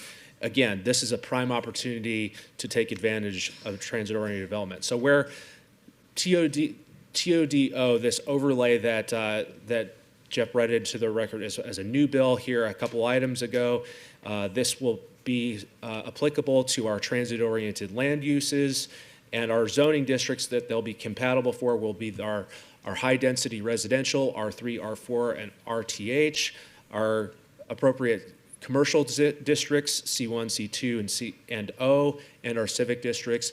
Those are where the overlay will apply, and as we go through recommending and we go through the next steps for the text amendment itself, we'll get into those standards themselves. But more or less what those standards in that bill will reflect is what I showed you in the first couple of slides. That mixed use, the retail that promotes density and mixed uses. And again, we've seen this all across the country. I was fortunate enough to live it over the last couple of weeks, in Southern California, even in suburban settings. I was able to walk to a transit station, take either the rail or bus to my destination, and grab a cup of coffee along the way, go shopping at retail in Azusa or Arcata. It works out. I got my 10,000 steps. I had all the amenities nearby me. I was able to recreate as well. I was able to conduct business and do what I needed to do. So we have the ability to do that in Las Vegas. And this bill and this general plan amendment helps set the stage for where we were going to be able to go next in terms of 2050 master plan implementation, as well as some of the other text amendments that were adopted by Planning Commission at its March 10th meeting that all complement it, including some parking standards, attainable housing incentives, and residential commercial infill zoning standards. And with that, if there's any questions, I'd be more than happy to answer them. Thank you so much. Is there anybody else wishing to be heard on this item? Seeing no one, I will close the public hearing. Are there any questions or comments from the council? Mr. Knutson. Thank you, Mayor. And again, Mr. Vallata, thank you for making the presentation. I just want to say, like, from my perspective, I have some of the longest standing residents of Las Vegas that live in my area, and I've had this conversation a dozen times over again. There's an intense fear around transit-oriented development. There's an intense fear around people who don't want to walk because they think that Las Vegas is not walkable. And so my conversation with them is always about the fact that we're going to grow by another 500,000 people over the next 20 or so years. And that is a lot to think about. That's a lot of people that we have to cram into our valley. And so I think, and I have a strong belief that our job as leaders within the city of Las Vegas is to not think about what's happening right now and what the people expect right now, but to plan for what they'll need in 20 years from now. And that means that we're going to have more development, higher development, and transit that moves people around, as complicated as those conversations are. And it's hard to imagine what it is in 20 years from now, but we're going to have a lot more people. And so your thoughtfulness around how we approach this is appreciated. So thank you. Ms. Summers Armstrong. Thank you, Madam Mayor. I'm always excited when I see this type of discussion. I'd agree with my colleague that we are growing and we have to find a solution and we have to model that solution. And I would just like to see us ensuring that all of our major corridors, that we're thinking along the lines of transit-oriented development, from the planning perspective, but also from the public works perspective, that we are looking at every street that we touch from that perspective. How do we ensure that people can access transit safely, even if we don't anticipate a 5-story building going up in the next few years? How do we make at least the transit portion of it accessible and safe? And transit meaning not just getting on a bus, but how do people walk? How do they traverse on foot? How do they traverse on e-bikes and other forms of transportation? We are an aging community, and we have to also recognize that many of our residents use mobility devices. We were visiting, you'll see in my closing, a senior center on Cheyenne and Jones last week. And there were probably 15 seniors there who don't drive anymore. And the number one thing that people were scared of is not that there was not a place for them to shop. It was when they were using mobility devices, whether or not they had enough room on the sidewalk, and they felt unsafe that their devices were sliding on the sidewalk and that they might roll into moving traffic. So when we're looking at these things, I think we have to look at this from the perspective of not just building housing that has access, but how do people use the facilities that we are installing? So I love this, but I think that we can always be more thoughtful and make sure that every time we touch a street, that we are thinking about how we help folks traverse. So thank you all for your work. Thank you. Is there a motion, Mayor Pro Tem? I will move to approve. Thank you. Please vote. Post.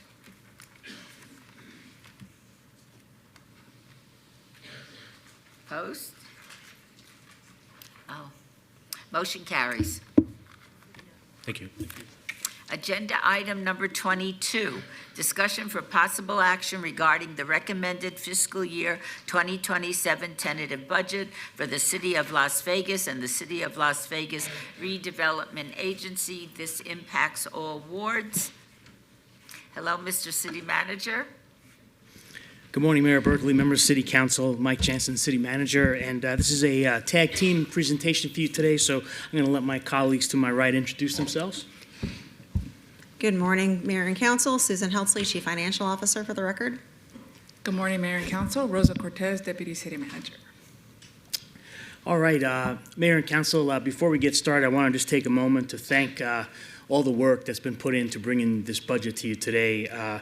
Budgets are very challenging to put together. There's never an easy budget. I'd say every year that I've been a part of one, they've been challenging for various reasons.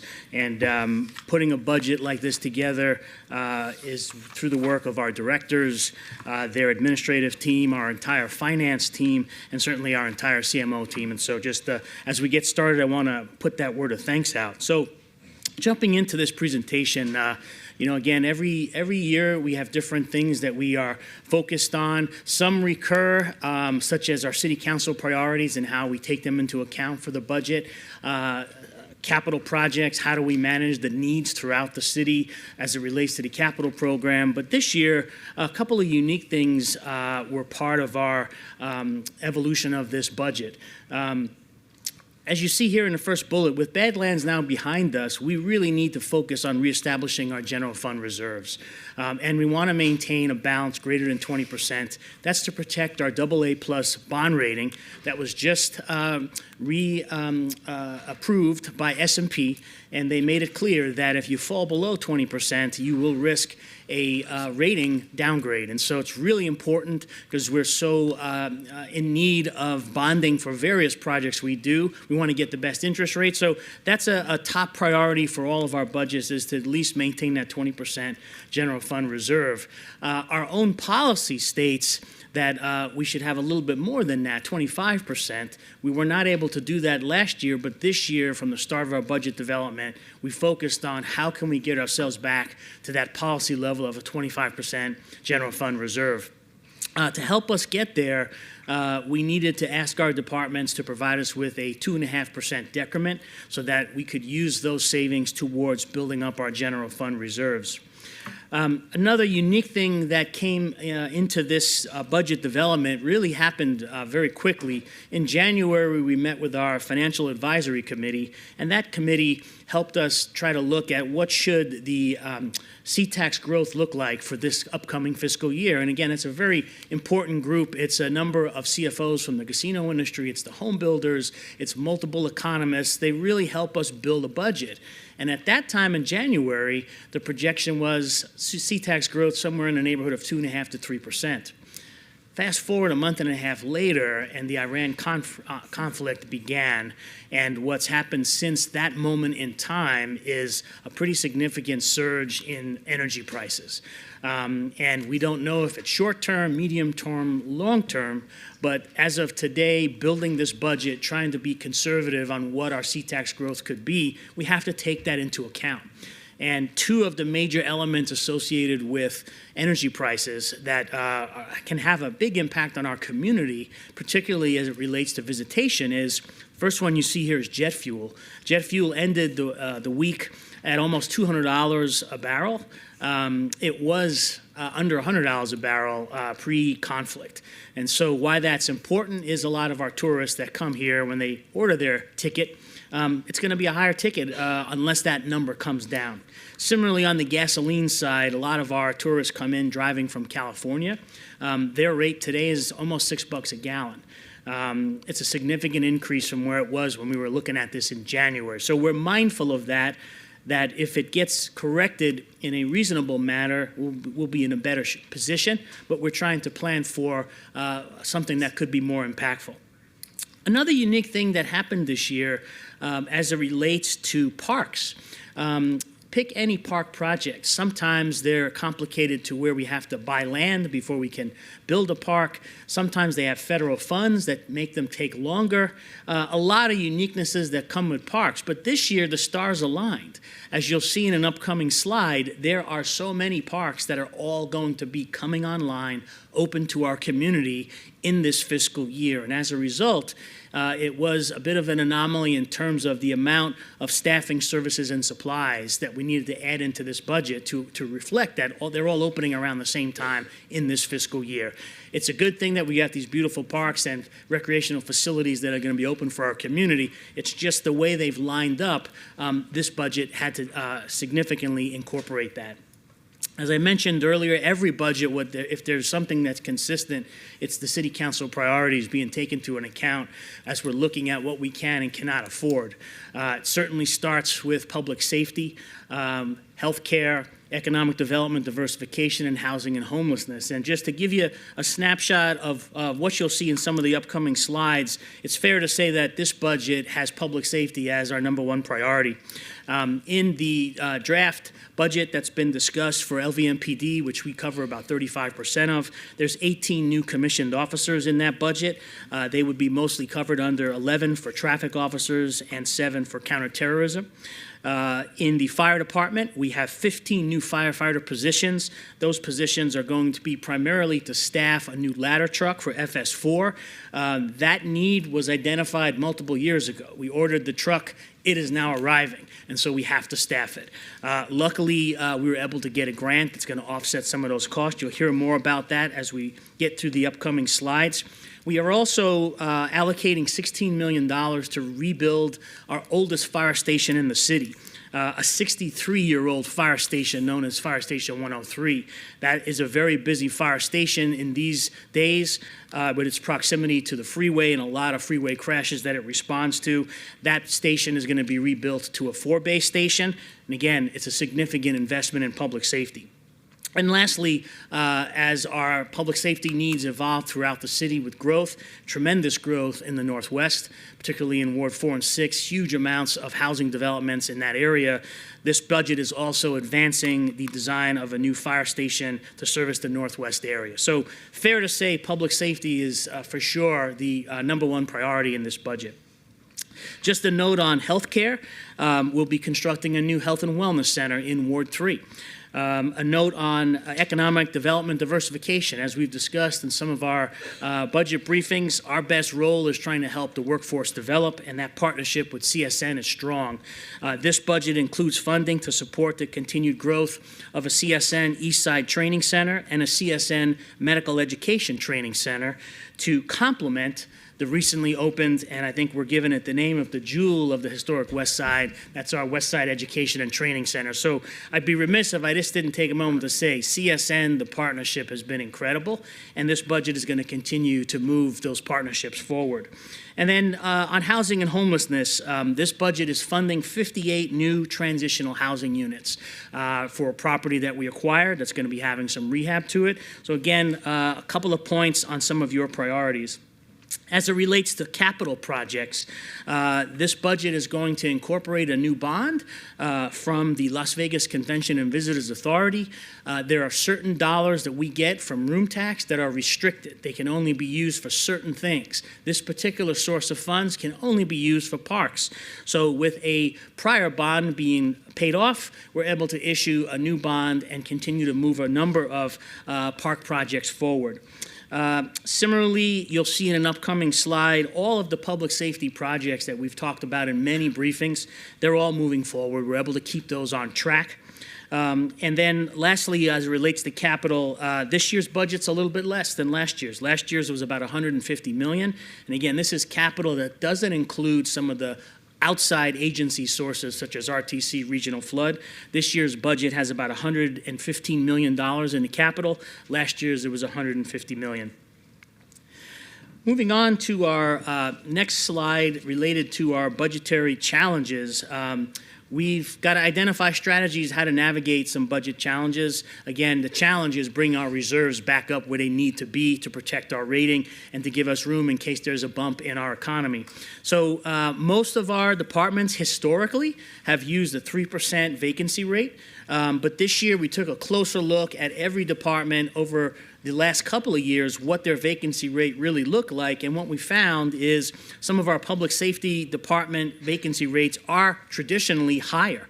to the best of our abilities to fill all those positions. Their rates are higher because of limitations in our police and fire academies, higher retirement rates, higher resignations, and in many cases a non-confirmation during an academy. So this budget is capturing that reality and incorporating a 7% vacancy rate for our marshals, a 9% vacancy rate for corrections, and a 7% vacancy rate for IAAF.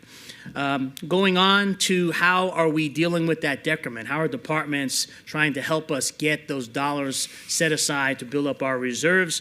Mostly it's for vacant positions. When someone retires, when someone leaves the city, someone may get promotion, we have a vacant position, and the plan proposed from some of the departments was to use some of those vacancies as well as some of their services and supply contracts to try to help us get to that 2.5% decrement.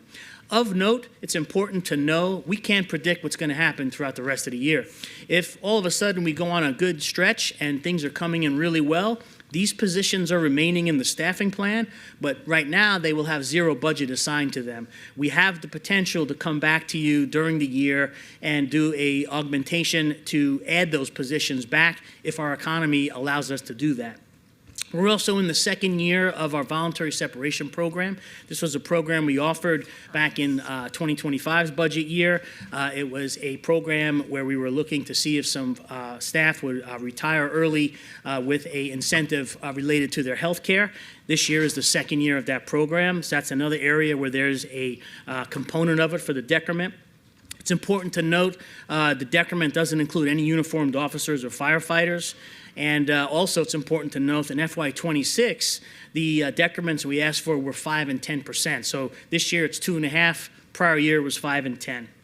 Lastly, in our briefings throughout the year, we've brought before you a number of presentations from departments who's had a fee in a schedule that had not been adjusted for many years. In many cases, they're nowhere near able to address the inflation we've seen. So as part of this budget, we are looking to adjust those fee schedules so that they have a built-in CPI so that going forward, that adjustment will happen naturally as the inflation rate goes up. So with that, Mayor and Council, I'm going to pass the mic on to our CFO.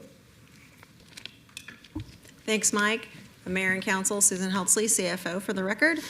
Before I get into my slides, I also want to reiterate what Mike said earlier. It takes a village to build this budget. So thanks to all the directors and thanks to the finance staff who are all sitting out there in the audience. So led by Gail Lloyd-Likos and our budget manager, Quinn. They put a lot of work and a lot of effort into this, so thank you so much. I know how hard it is because I was their director for a while. So anyway, I get to talk about our FY26 general fund year-end estimate summary. We believe our revenues are going to be greater than budget by almost $12 million. Property and room tax coming in about $4 million over budget. Our C-tax year-end estimate is 19.7 more than budget.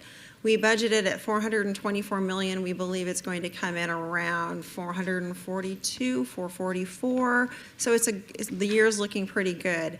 The year-end revenue estimates for licenses, service charges, and franchises are $21 million below budget. There's a few things going on, especially in our franchise revenues. Our electric franchise revenues are 19% below last year. If you guys remember last year, we had a really hot summer, so people were really cranking that air conditioning. When NV Energy charges more, we receive 5% of that revenue. So when folks have those more mild weather, we're not getting that franchise revenue. Same thing with our gas franchise revenues. They're actually 31% down from last year. Again, we had a pretty mild winter. People just were not running their furnaces. Cable revenues continue to fall below our amounts collected. They're 23% down. We're seeing more and more people cutting the cable and just going to streaming, and we don't get the franchise revenue on our internet. So that's a thing that we are very much aware of, and I know I'm one of those people guilty of cutting the cable, and I stream everything now. We have other things that are just really, I talked about, and the increase in solar energy use too. We're seeing, I was telling in council earlier, I think most of my neighborhood has gone to solar panels. And so that really helps with people's energy bills, but it's also taking the prices away from NV Energy. Our permitting revenue has also been down 22% this year between last year. We're just not seeing the development coming in, but we do have some big developments on the horizon, so we're hopeful that it will build back up for next year. And then our settlements and judgment and other revenue, that's $9.2 million greater than budget. And we found that our reimbursable revenues were higher. We thought that the FRI was not going to come back, but it passed this last legislative session. And so we've got additional money from RTC. Our court revenues are almost $2 million better than expected. That's due to higher traffic ticket volume. And then our interest revenue is actually $2 million higher than we thought it would be. We have less cash in our bank, but the interest rates did not go down as quickly as we thought they would. So moving on to our estimate summary for our expenditures, we're believing that those are going to come in over budget by about $54 million. Services and supplies are projected to exceed budget by $1.8 million. Our salaries and benefits are flat. We are going to come under budget by about $100,000. When you figure that salaries and benefits are almost 50% of our budget, that's some pretty good forecasting.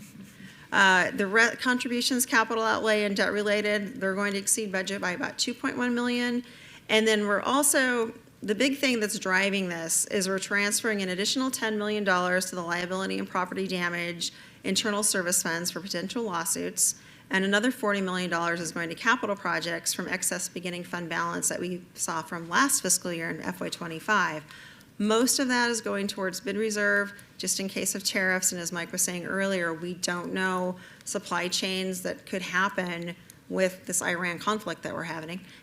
And we just want to make sure that we've got enough money set aside for contracts that could go up, and also the Fire Station 103 reconstruction. So moving on into FY27, we believe our revenues are going to decrease by about 2.9%. Our C-Tax, we're keeping it flat to the FY25 estimate, or FY26 estimate, sorry, I'm a fiscal year behind. Flat to FY26, just due to concern over those geopolitical uncertainty or local economic impacts, as Mike was saying, with jet fuel being up and the price of gas being up, we could see some tourists not coming, and of course that's what drives a lot of our C-Tax revenue. We're also looking at a property tax increase of 6.2%. The assessed value is going up 4.1%. The tax cap for this year is 3% and 8%. And our abatement has come down a little bit from about $60 million to $56.3 million. A lot of that is driven by the depreciation on the properties is actually higher than the assessed value. So as that comes down, our abatement, we eat into that a little bit. We're looking at license permits and franchise fees increasing at 5.7% over this year's estimate. Google Fiber is one of our driving factors.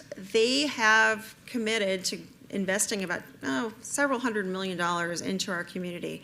They'll need permits for that, and we also have a 2% franchise fee on when people actually sign up for their internet service. And fines, charges for services and other revenues are going to be down about 1.6%. We're keeping our Medicaid reimbursement at $8.6 million. Our RDA is $3.7.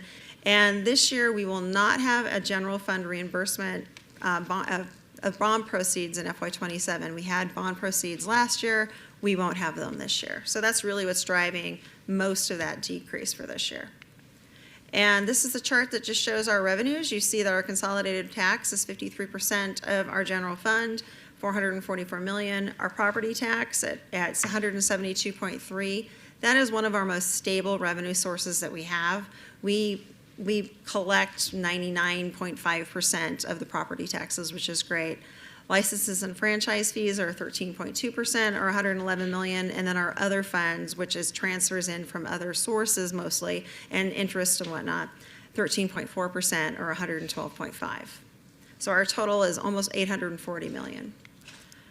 This just shows our consolidated tax history. You can see back in FY13, we were at $232.9 million. We have doubled in 15 years, which is pretty amazing.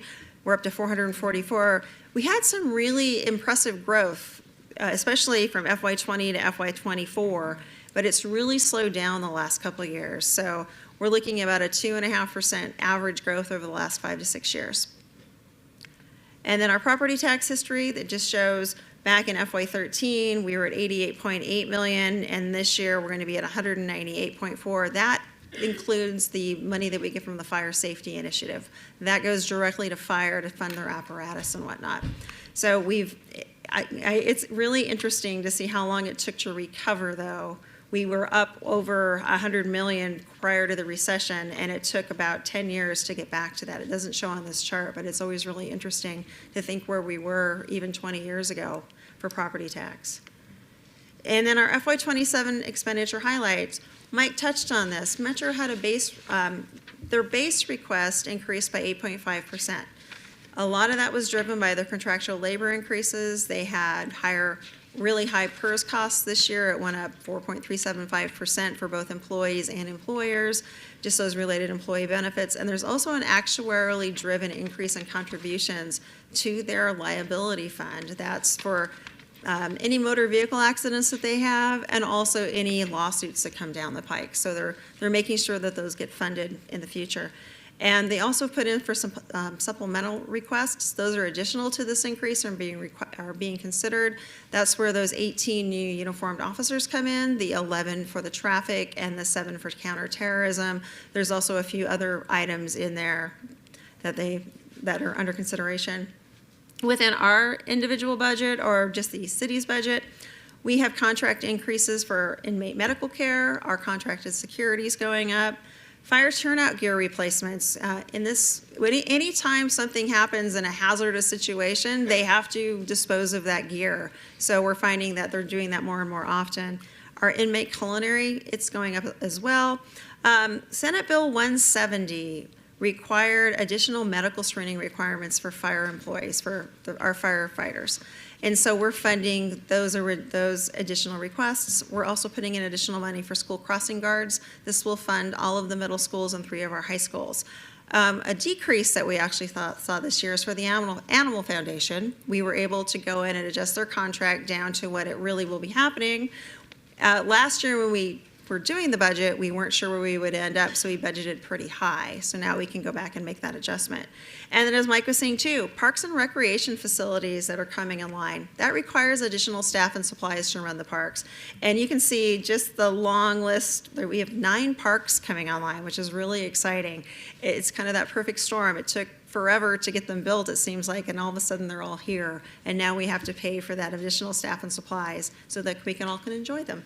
So we're looking forward to that. Some more expenditure highlights that we have. This just goes through the positions that we're adding for this year's budget. We have 27 new positions. Within the general fund, as Mike was saying, we have 15 new firefighters that are coming on board. And those are the staff, that ladder truck at Fire Station 4. They are funded by a SAFER grant for the first 3 years. 2 years at 75%, and then it falls to 30%, and then the general fund picks it up in year 4. We have a new position coming into finance. It's a financial analyst that's going to be funded by we have a nonprofit here, the LVCIC, and it supports our new market tax credits.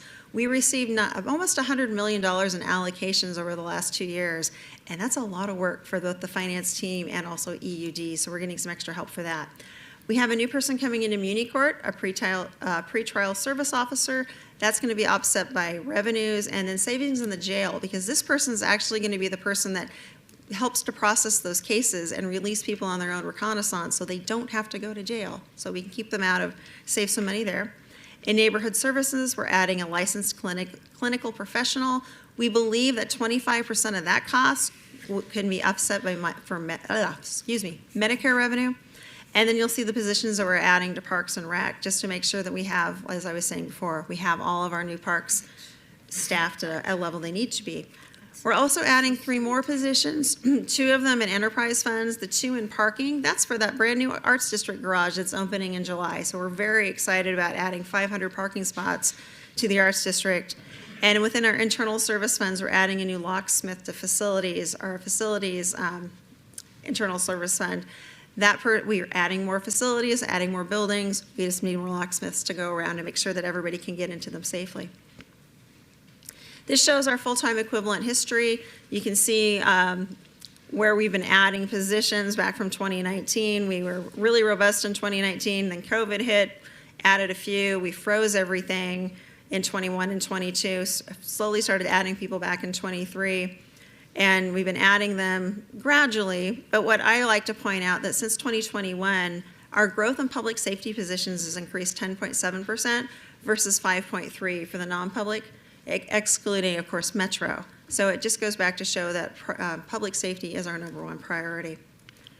And our general fund expenditures, our total is $826.6 million. You can see salaries and benefits is almost 50%, so $407 million. Metro's contract this year will be about $206.5 million. That's 25% of our budget.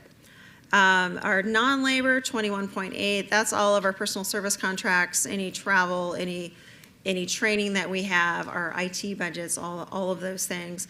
And then other is a 6.3 million. And if we look at it another way, here it is by function. So you can see that by function, public safety is 67.4% of our budget. So again, makes up the vast majority of what we spend on our general fund here at the city. And here is a quick snapshot of our general fund tentative budget. You can see in FY26, our estimate is we will have a shortfall. A lot of the reasons because of that is we're still paying off Badlands. We had to pay off our $125 million, I think $123 million loan that we took from the sewer fund. So we've paid that back.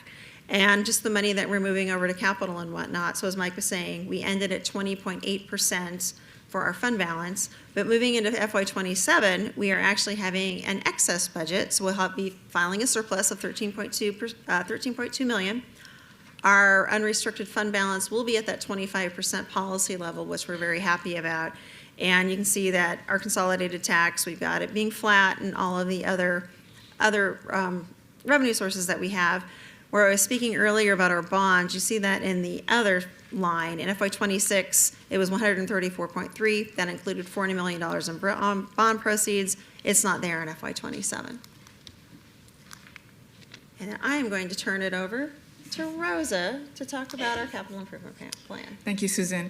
Rosa Cortez, Deputy City Manager. Good morning, Madam Mayor and council members. Before I begin, I too want to echo the sentiments of Mr. Jansen and Ms. Helsley about the hard work and efforts by our finance team and all the departments as we get to this point today for our tentative budget. So thank you all. Thank you for being here.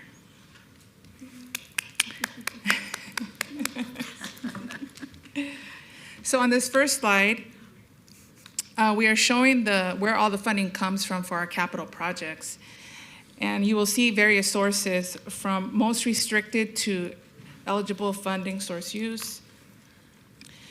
And as Mr. Jansen mentioned, our FY17 bond will be fully paid by the end of this year, and it gives the city an opportunity to issue a new park bond in the amount of $21 million.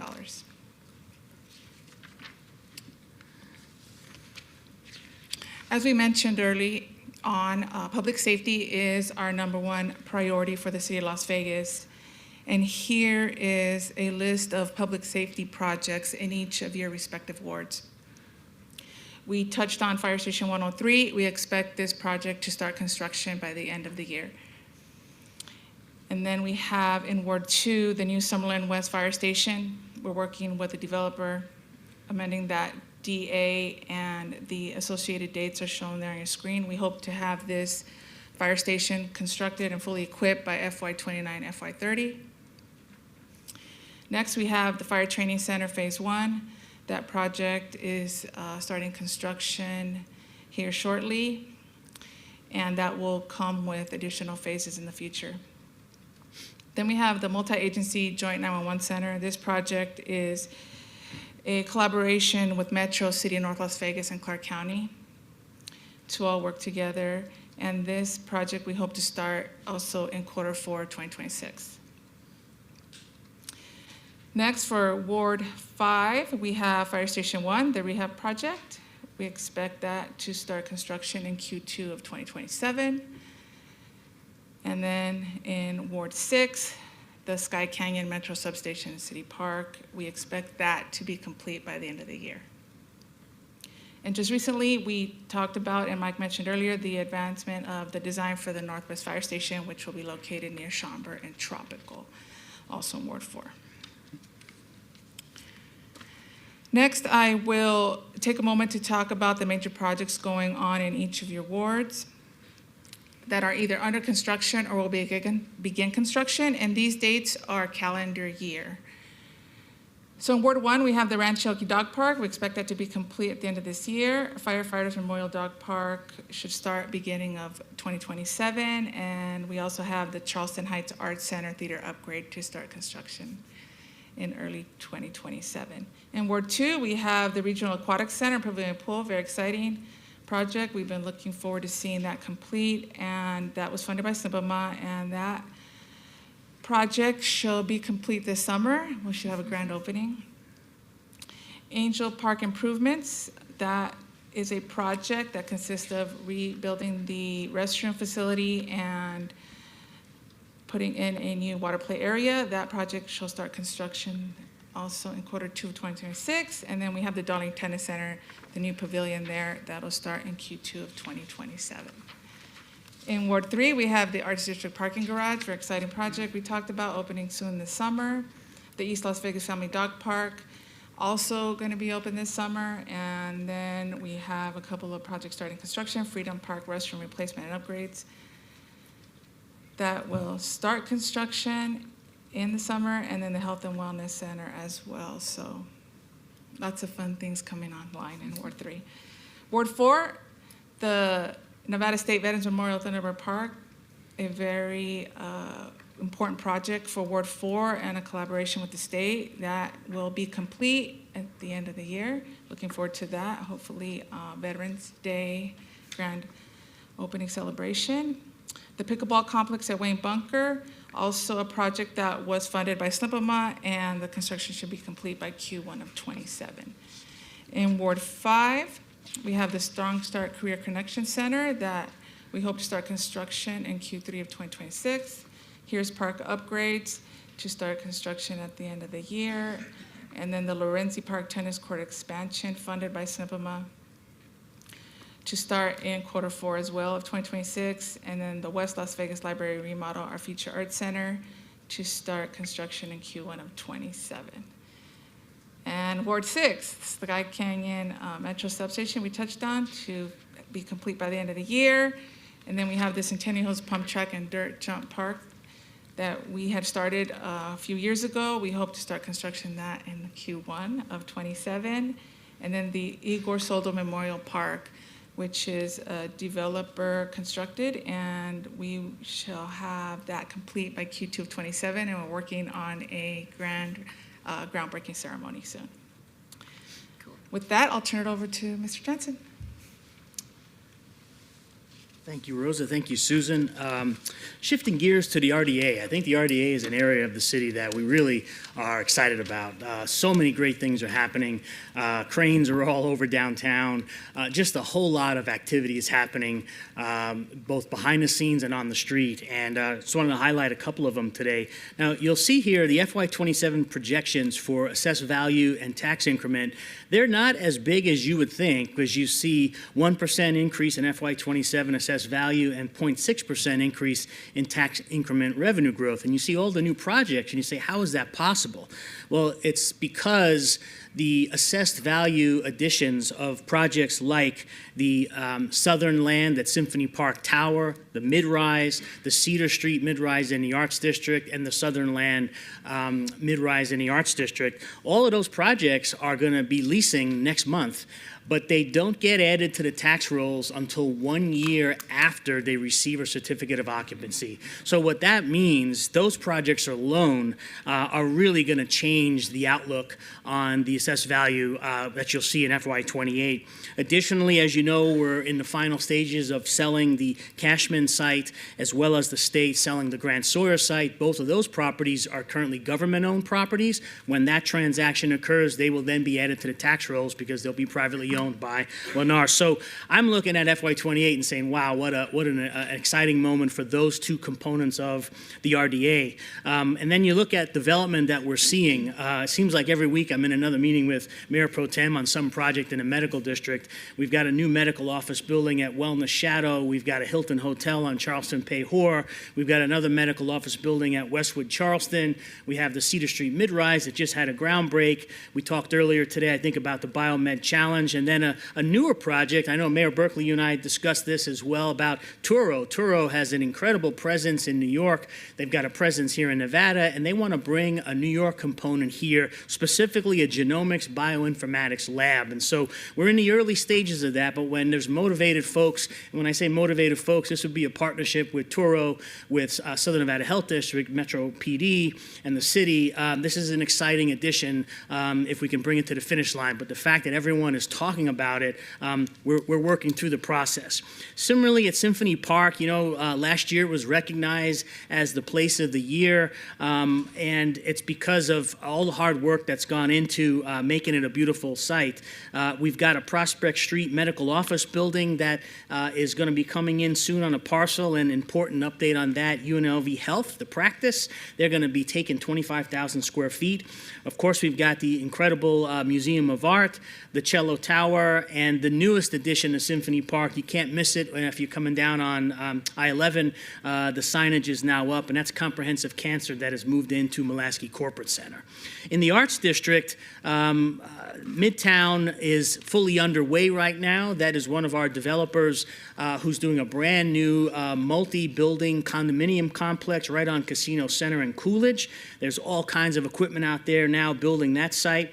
We have a really cool project that developer Jay Dapper has been working on for a number of years, the Mission Linen redevelopment. It's near the completion. It's really looking nice. The Cedar Street project is almost ready to lease, and Southern Lands project is almost ready to lease.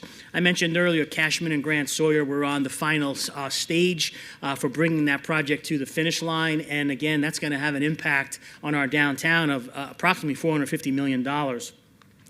And then just the RDA is really the tool that developers that are within that area come to for a cost-sharing opportunity with some of our grant programs. For years, we've had the Visual Improvement Program, more recently the Safety Security Grant, Special Event Offset to keep special events downtown, Power Line Upgrade Grant, and then also a contribution from the RTA for maintenance. So really, some really great stuff in the RDA.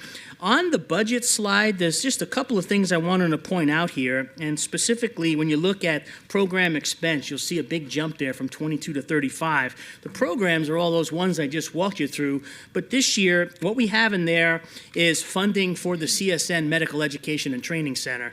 That grant that we submitted was a 50-50 match, so we're adding dollars into the RDA to be able to plan for that project, so the funds are there.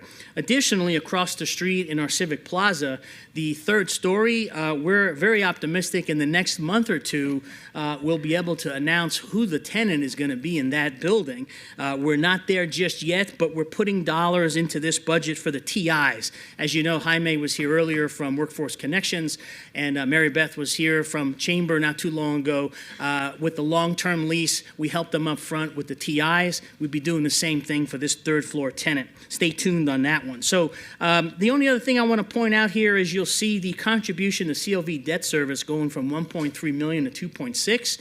That is capturing the new $10 million bond that was issued for the Arts District parking garage, an extremely important project for the Arts District, and the RDA has a piece of that cost, as does the Parking Enterprise Fund, as does our general fund. So again, a snapshot on where things are with the RDA.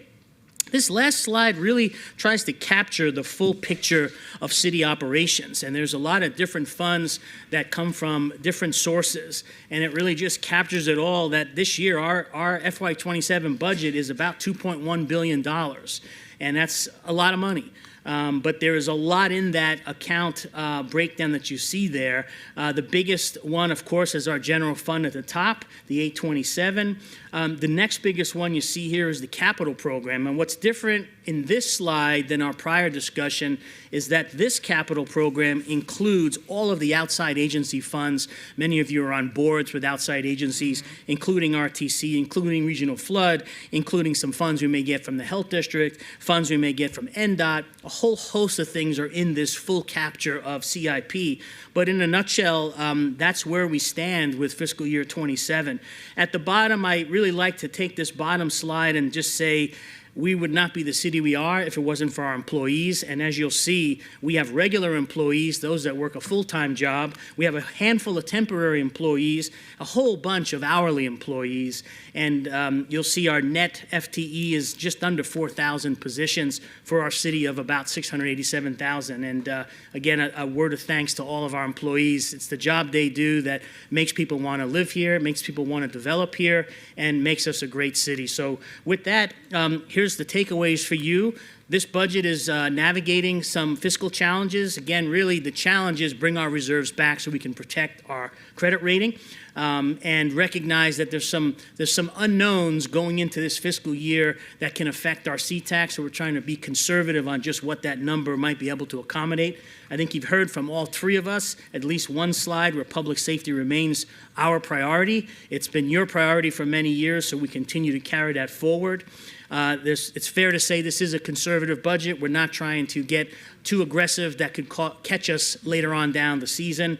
Good news, this year's general fund is going to be in a surplus, which is something to be definitely happy about. What's next? The steps are, if this budget is approved today, it'll be filed with the state by their deadline of April 15th. We will be back again in May to see if anything has changed that causes us to make adjustments to what you've seen today. That budget is due June 1st to the state. And then last but not least, our 5-year CIP, really a projection of what things might look like over the next 5 years. That's due August 1st. And Mayor and Council, with that, myself, our team would be happy to address any questions you might have. Thank you very much for that extraordinarily comprehensive presentation. We appreciate it. What I am going to do in the interest of time, I don't know who or if anybody on the City Council wishes to ask questions, but I'm going to limit everyone's time to 3 minutes for asking questions. Is there anybody on the City Council that wishes to ask any questions at this time? You have 3 minutes. So I'm going to go really fast, and instead of leading up to it, can I clarify, there was lots of numbers, and thank you again for you, your staff, all the work. 35% of our total budget is public service? Mayor, through you, our public safety is actually 67%. Is that what? Is that it? So for six of our total budget, 67%? Of our general fund. And it's my understanding that for the Las Vegas Metropolitan Police Department, as I've asked about the process many times, that we are not able to or not offered we being the city of Las Vegas, offered the opportunity to provide input to the sheriff in advance of the sheriff creating his budget. Generally speaking, since the sheriff is his own entity, he's an elected official, they do have the ability to create their own budget. In years past, I'm going to cut you off for a minute because I'm watching my time go, so I apologize.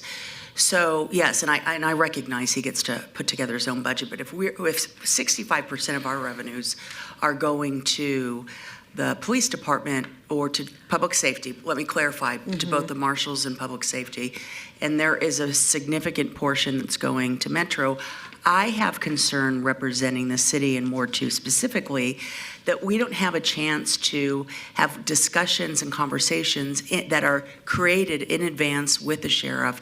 So as they're receiving free contributions that have to be free vehicles, whatever, manned, staffed, whatever, that adds a huge burden, and those are not the sheriff's burdens alone. So I wanted to register my displeasure about that, and a recognition that I think that needs to be part of the process. I think we see ourselves as partners with the sheriff, and I think he sees us as partners, but I think part of that partnership is a recognition of how much we contribute, as well as Clark County, certainly.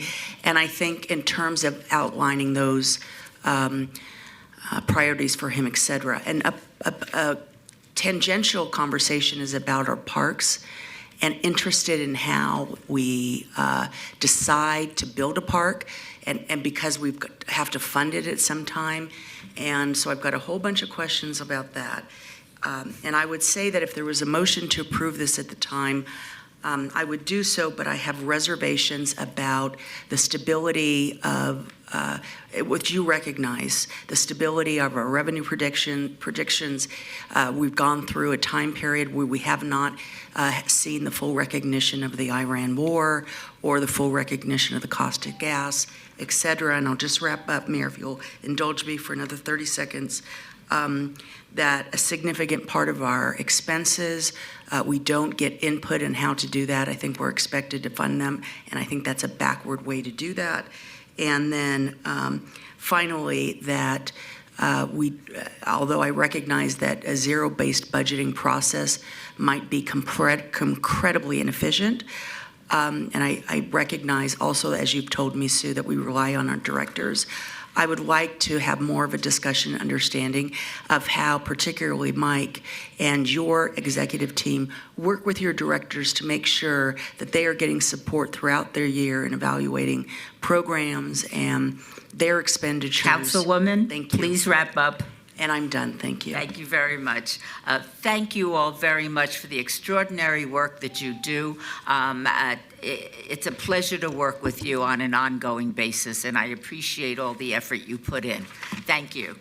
Agenda item number 36 has, oh, heavens. Does anybody want to make a motion? Yes, Ms. Polensky.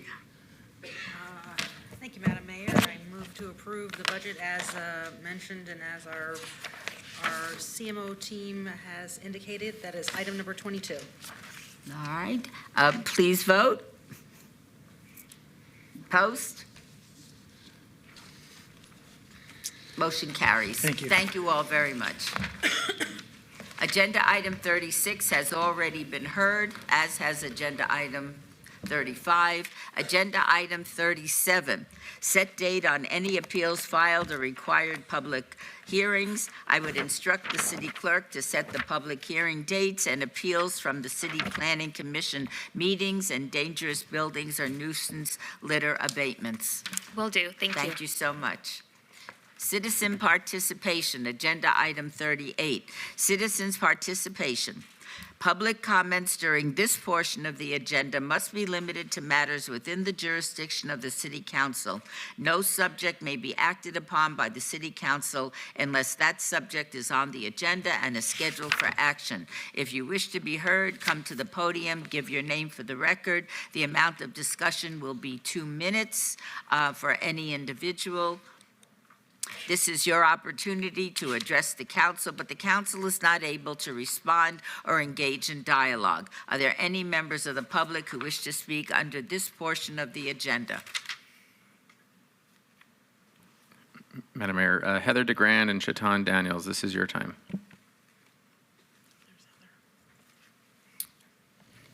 Please state your name for the record.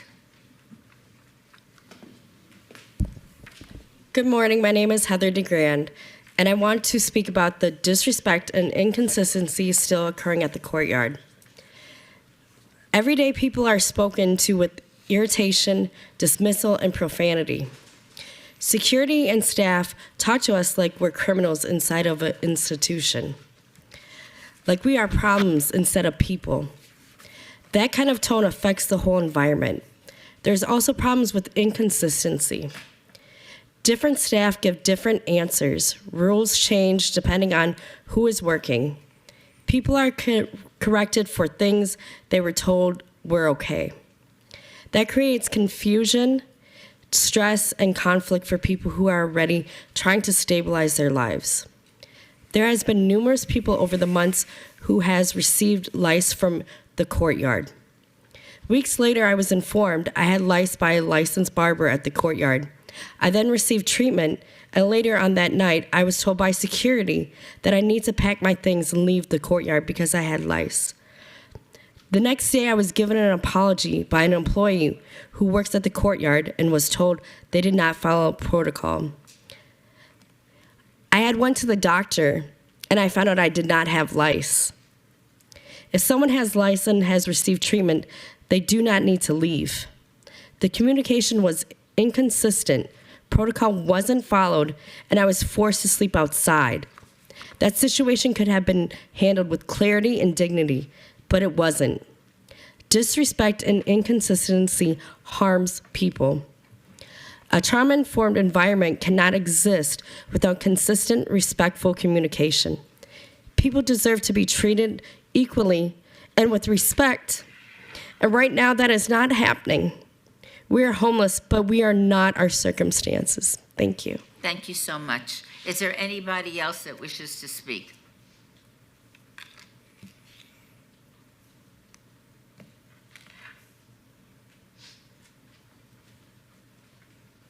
Please state your name for the record. Good morning. My name is Shatan Daniels, and I'm currently experiencing homelessness at the courtyard. And right now, the courtyard is not trauma-informed. People who come there are already carrying trauma, instability, and vulnerability. The people working there should reduce harm, not add to it. NBH says they operate under a trauma-informed model, but the people we interact with the most are security, and their approach is not trauma-informed. So that creates a contradiction. Excuse me. You cannot claim a trauma-informed environment when the first point of contact is untrained, inconsistent, and disrespectful. I'm not saying that we don't need security, because we do. But we need security who match the trauma-informed standards that Nevada Behavioral Health claims to follow. The approach we're experiencing are harming people. While informing people of how to file a grievance, I was told to shut up by security. I watched a man get attacked by 2 people while security watched and did not intervene. Numerous people have been yelled at, cursed at, and fear filing grievances because of retaliation. These are harmful responses, not trauma-informed responses. People can't heal in a place that harms them. The courtyard is a low-barrier public accommodation that I would like to believe was created to provide a safe place. So I'm asking to keep us safe and stop harming us by allowing contractors to call us out our names, yell and belittle us. We are homeless, but we are still worthy of respect. Thank you. Thank you so much. Is there anybody else wishing to address the council? Seeing none, I will move to agenda item number 39. Council emerging issues. Discussion regarding potential items for future city council agendas, all wards. Any discussion must be limited to whether or not such proposed items shall be placed on a future agenda, and no discussion regarding the substance of any such proposed topic shall occur. No action shall be taken. Do any members of the council have any topics they would like to bring forward under this item? Madam Mayor? Yes. Thank you, Madam Mayor.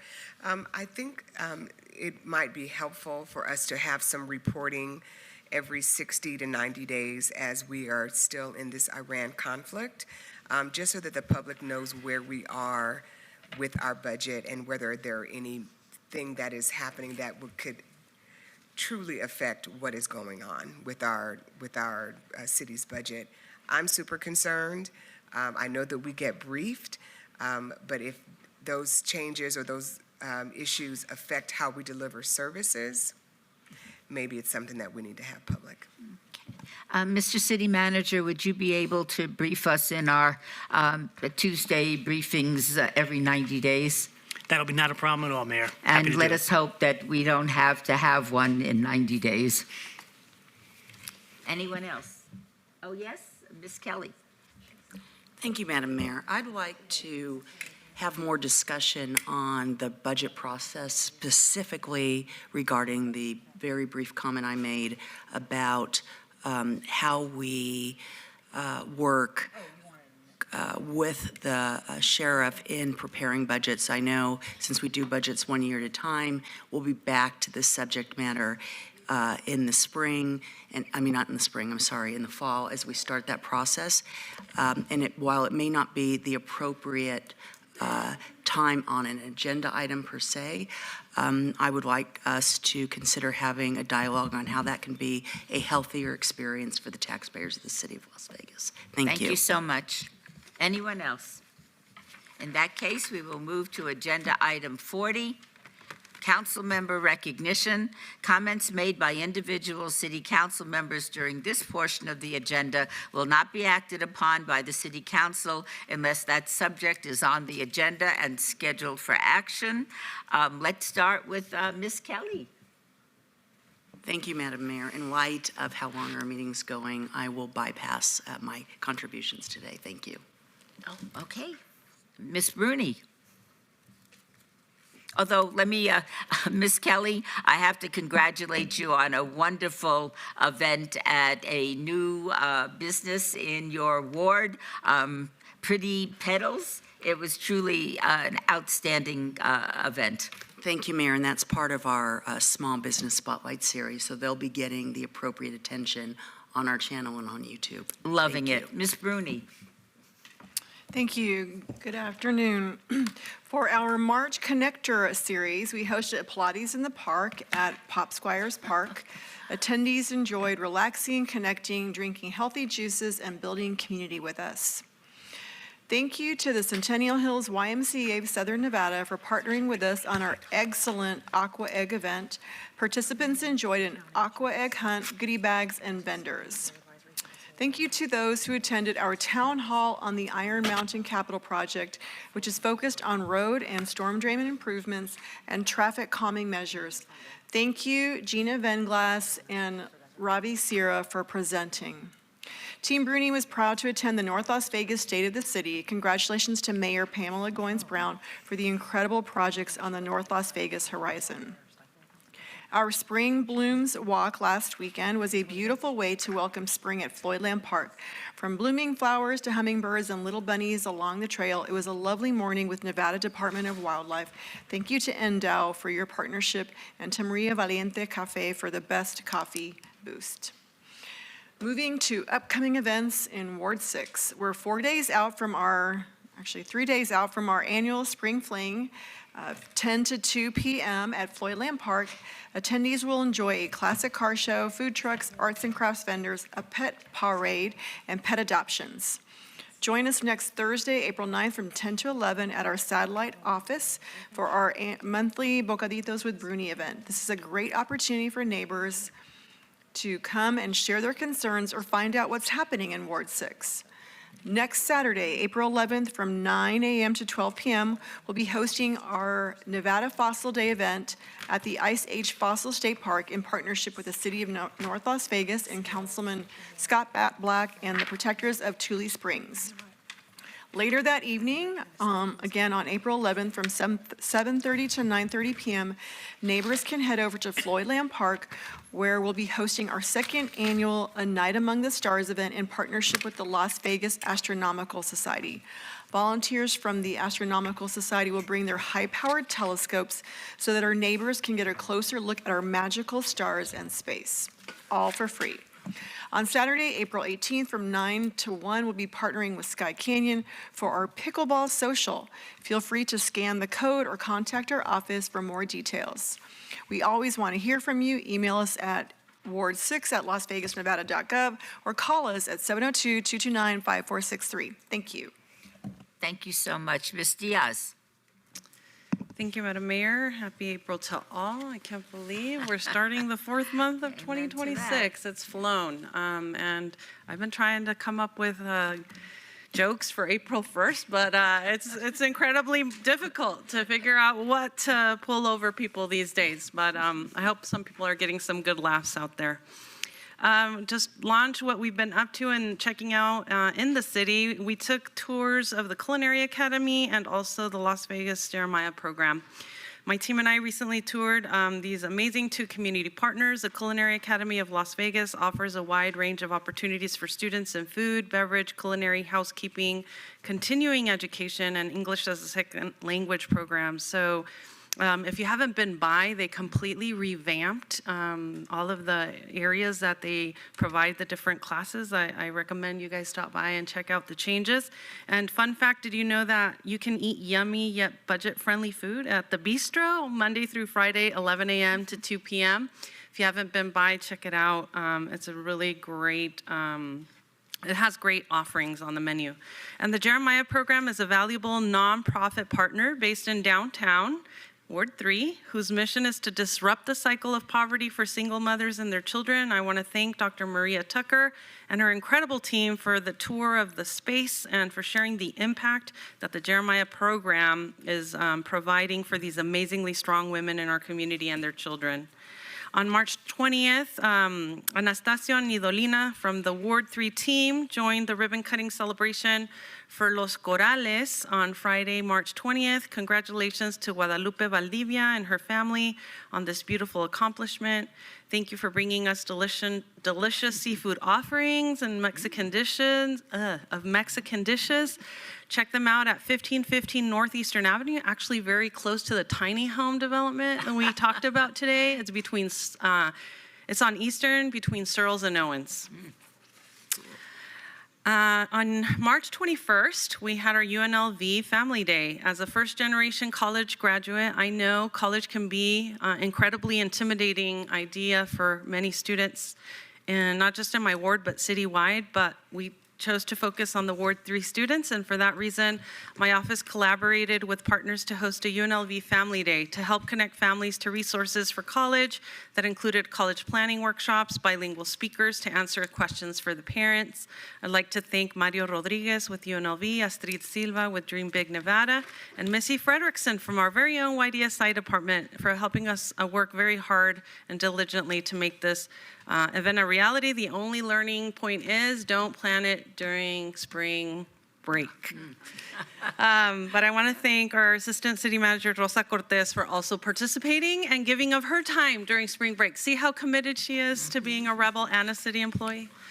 All right, on March 21st, local churches hosted a day of service in partnership with Neighborhood Services. So members of the Seventh-day Advent Church and several other churches teamed up for the day of service on March 21st, the same day as the UNLV tour. 80 amazing volunteers helped beautify the neighborhood in Ward 3 known as NERSA, a neighborhood revitalization strategy area located on 28th and Marlin and surrounding streets. In total, over 400 pounds of trash were picked up. I'd like to thank everyone who truly helped us make a difference in this area, including Vanessa Acosta in our Department of Neighborhood Services and her team for facilitating a very smooth cleanup. And all cleanup supplies were provided thanks to the tool lending library from the Department of Neighborhood Services. Please feel free to reach out to our Neighborhood Services team if you'd like to learn more about neighborhood-based programs to clean up your area, and their phone number is 702-229-2179. Want to highlight Cristo Rey interns because we're coming to a close on their school year, but I want to show some highlights of things that they're doing while they're here with us in the city. Last week, 2 of my Cristo Rey interns had amazing days shadowing our Department of Fire and Rescue and Youth Development and Social Initiatives departments. Isabella is a junior. She spent the day shadowing Jordan as she visited several of our fire and rescue facilities and her home base at Fire Station 1. Isabella's highlight was taking live calls at the dispatch center in action. Talk about being freaked out right away. All right, and Layla, a sophomore, spent the day shadowing Julie and Mariela with Team YDSI. Layla's highlight was participating in Munchie Madness and helping prepare materials for teachers for our Strong Start Go Academy. Thank you, staff. It truly is meaningful when our interns get these real life experiences in high school. All right, what's coming up? Artist presentations for the Arts District Garage Mural, April 1st, today. You're invited. It's not an April Fool's joke, please. This is legit. You're invited to the arts presentations for the Arts District Garage Mural on today, Wednesday, 4 to 6 p.m. The artists presenting are Victoria Hart and Giovanni Morales and Trenton Larson. Presentations are open to the public until the second hour for the reservation panel. Park on 500 South Main across City Hall for a parking validation of 2 hours. And this is in the public meeting room in the Civic Plaza. So not these chambers, but what we call the mini chambers over there by the newly added Civic Plaza. On April 14th, we have a on April 4th, we have the Safe Village Cleanup. It's happening with all of our awesome partners, Downtown Area Command, Casa de Luz, and the neighbors in the Gateway District for a morning of service. So this is to help us make everything adjacent Stupak Community Center a little bit better, cleaner, and we want to make it shine and sparkle. So join us 8 to 10 a.m. this upcoming Saturday, 251 West Boston Avenue. Wanted to also put on your radar, we have a free shredding event. Yes, tax day is coming in 2 weeks, and we want you to get rid of any extra documents you've been hoarding or holding on to. So in association and partnership with the Las Vegas City and Employees Association, we're hosting this in Ward 3, 857 Northeastern Avenue, Las Vegas, Nevada, 89101, and it's 9 a.m. to 12 p.m. And right there, you'll see what we accept, but just make sure you spread the word so that we take lots of documents off of your hands and shred them. Last couple of tidbits, we have on April 29th, save the date, we have a meeting, a community engagement meeting to talk about Justice Myron Levin JC Community Park. So come join us at K.O. Knutson Middle School, and it's not named after MPT, but very similar. April 29th, 6 p.m. at 2400 Atlantic Street. We want you to share your thoughts on what you want the future of the park to look like. So please save the date and join us so that we know what to do.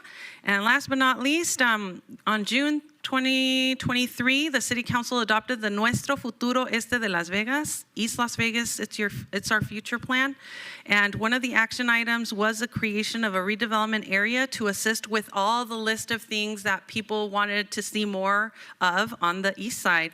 We want to create vibrant, livable communities, but the RDA is instrumental in us achieving that. So I'm happy to share that our EUD department recently completed a blight study in the east side of the ward, and please stay tuned as this process continues to evolve, and we hope that we can establish this new RDA area to help eliminate blight. And that's it. You have the last slide there, and you know how to get a hold of us if there's any need. Thank you so much. Thank you so much. Mayor Pro Tem. Thank you very much, Mayor. This is Child Help National Day of Hope. This day reminds us that everyone has a role in protecting children and helping create safer, more supportive communities. And we have Art in the Park Unleashed coming up. It's 1 month away. It's May 2nd from 10 to 2 at Woofter Family Park. Enjoy a DJ pet parade, bounce house, arts and craft vendors, community support, vendors, and much more. The pet parade was not my idea, but we'll be doing it. So that's all I got. Thanks a lot, Mayor. Thank you. Thank you very much, Ms. Allen Polensky. Thank you, Madam Mayor. On the morning of Thursday, March 26th, I had the opportunity to tour West Care's Nevada Women's and Children's Campus. This campus provides a range of programs to meet the needs of women and women with children, all within a residential, family-like environment. These programs not only focus on recovery and stability, but also emphasizes healing and personal growth. Thank you to the West Care team for taking the time to share the progress that has been made. It was an honor to be invited. Later that day, I gave a presentation to students at the Osher Lifelong Learning Institute at UNLV. The OLLI program is a member-driven community of retired and semi-retired adults dedicated to lifelong learning. I spoke to them about the work we do here at the city and what it means to serve locally, and how that it connects with their everyday lives. I was also able to answer every question they had. It was an awesome afternoon. On Friday, April 24th, I went to the Spring Festival at Sandra Thompson Elementary, hosted by their PTA. During this event, families, teachers, and students came together to enjoy food trucks, outdoor activities, games, and supported local vendors. It was a great way to bring the community together and spend a springtime Friday night. On Tuesday, April 7th, the Summerlin Area Command will be hosting their first Tuesday evening at the Starbright Theater in Sun City, Summerlin. This event will feature that presentation by the drone unit. It will be a night to learn how drones support public safety, assist in search and rescue, and help officers in the field. It will be a great opportunity to see the equipment close up, meet the team, and ask questions. We hope to see you there. On Saturday, April 11th at 9 a.m., we will, together with Get Outdoors Nevada, host a park cleanup at Police Memorial Park. To volunteer at this event, you can scan the QR code in the post or check out more information on our social media. It's a wonderful way to come together for Earth Month and spend some time outdoors and take pride in keeping our neighborhood beautiful. There are 8 missing teens in our community: Isaiah, Kamami, Aiden, Noah, Caden, Juan, Alex, and Noah. If you have any information about these teens, please contact LV MPD Missing Person Detail at 702-828-3111.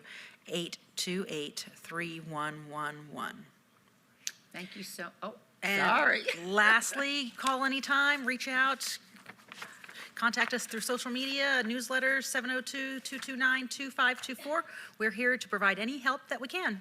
Thank you. Thank you so much. Ms. Summers Armstrong.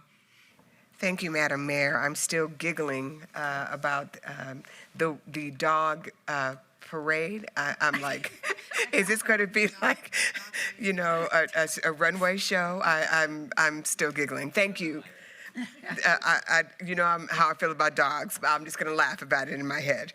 All right. So thank you so much for giving us some little time.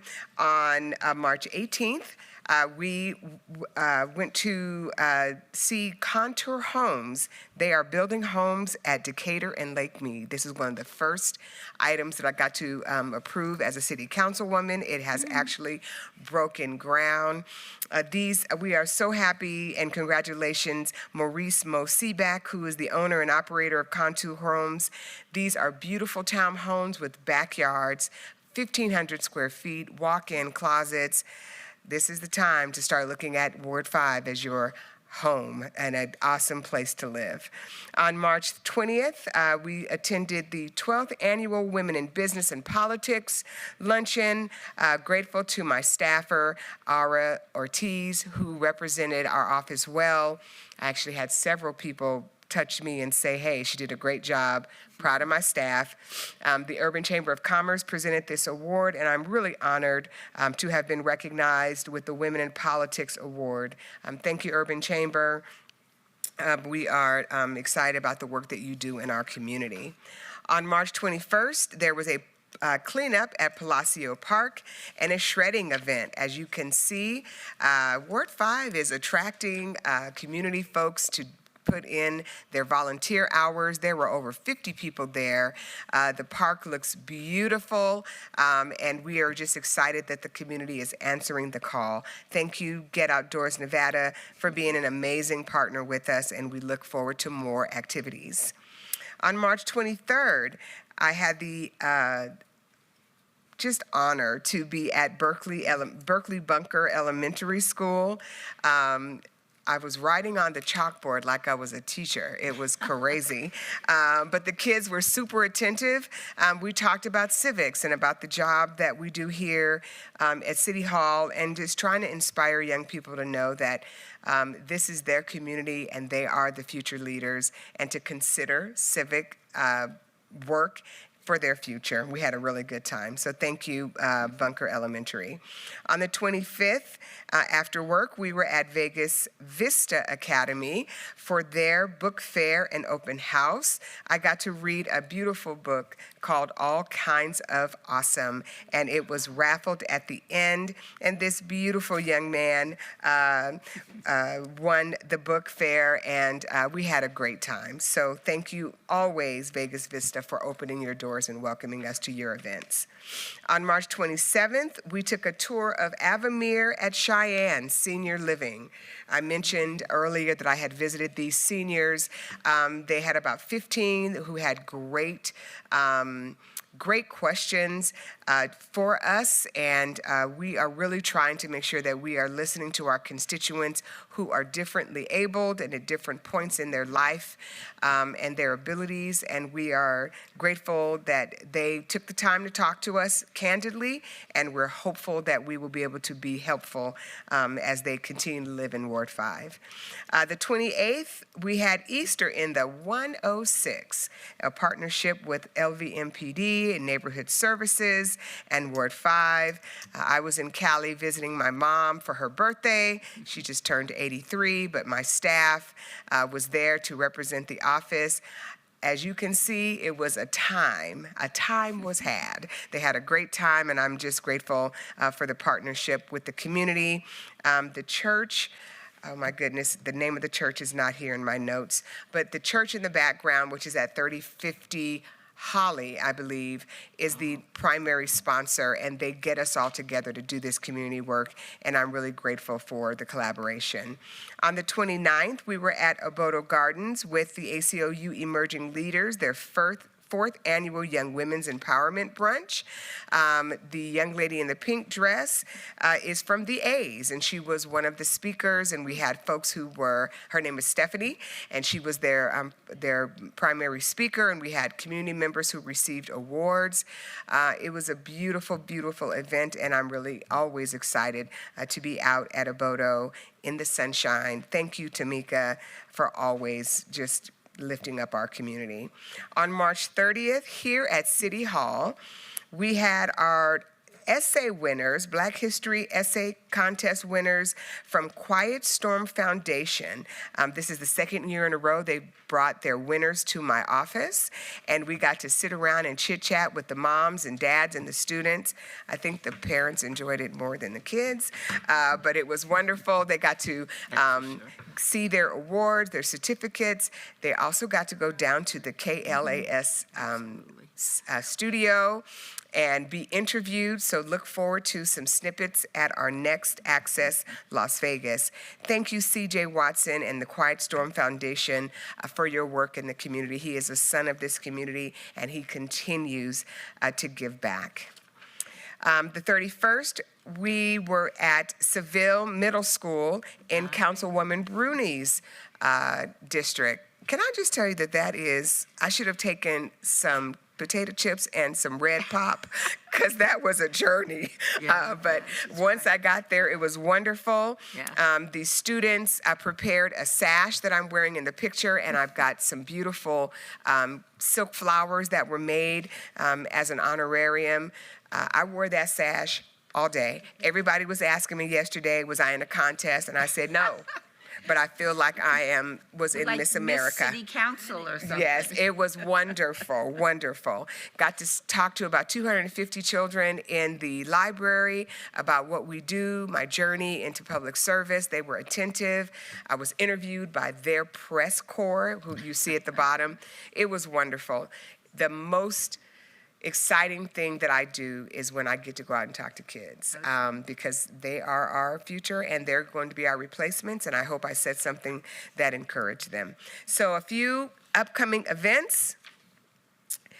Journey Forward for Autism, a Ward 5 business, is hosting an autism Easter egg hunt at Hills Park, 5:30 p.m. to 7 p.m. tomorrow. Families who have students or children or young folks who are autistic, they do these things really with you in mind. Please go out, enjoy, learn about their services, and have a wonderful time. Don't eat too many Easter eggs at once. On the 4th, at the Neon Museum, another wonderful STEAM event right there on Las Vegas Boulevard near Washington. Take your babies, folks. These are amazing hands-on activities for the whole family. Please go out. Reminder to our folks in the community that Volunteer Income Tax Assistance Program is still going on. If you earn less than $69,000 in 2025, you may be eligible. Please sign up and get assistance.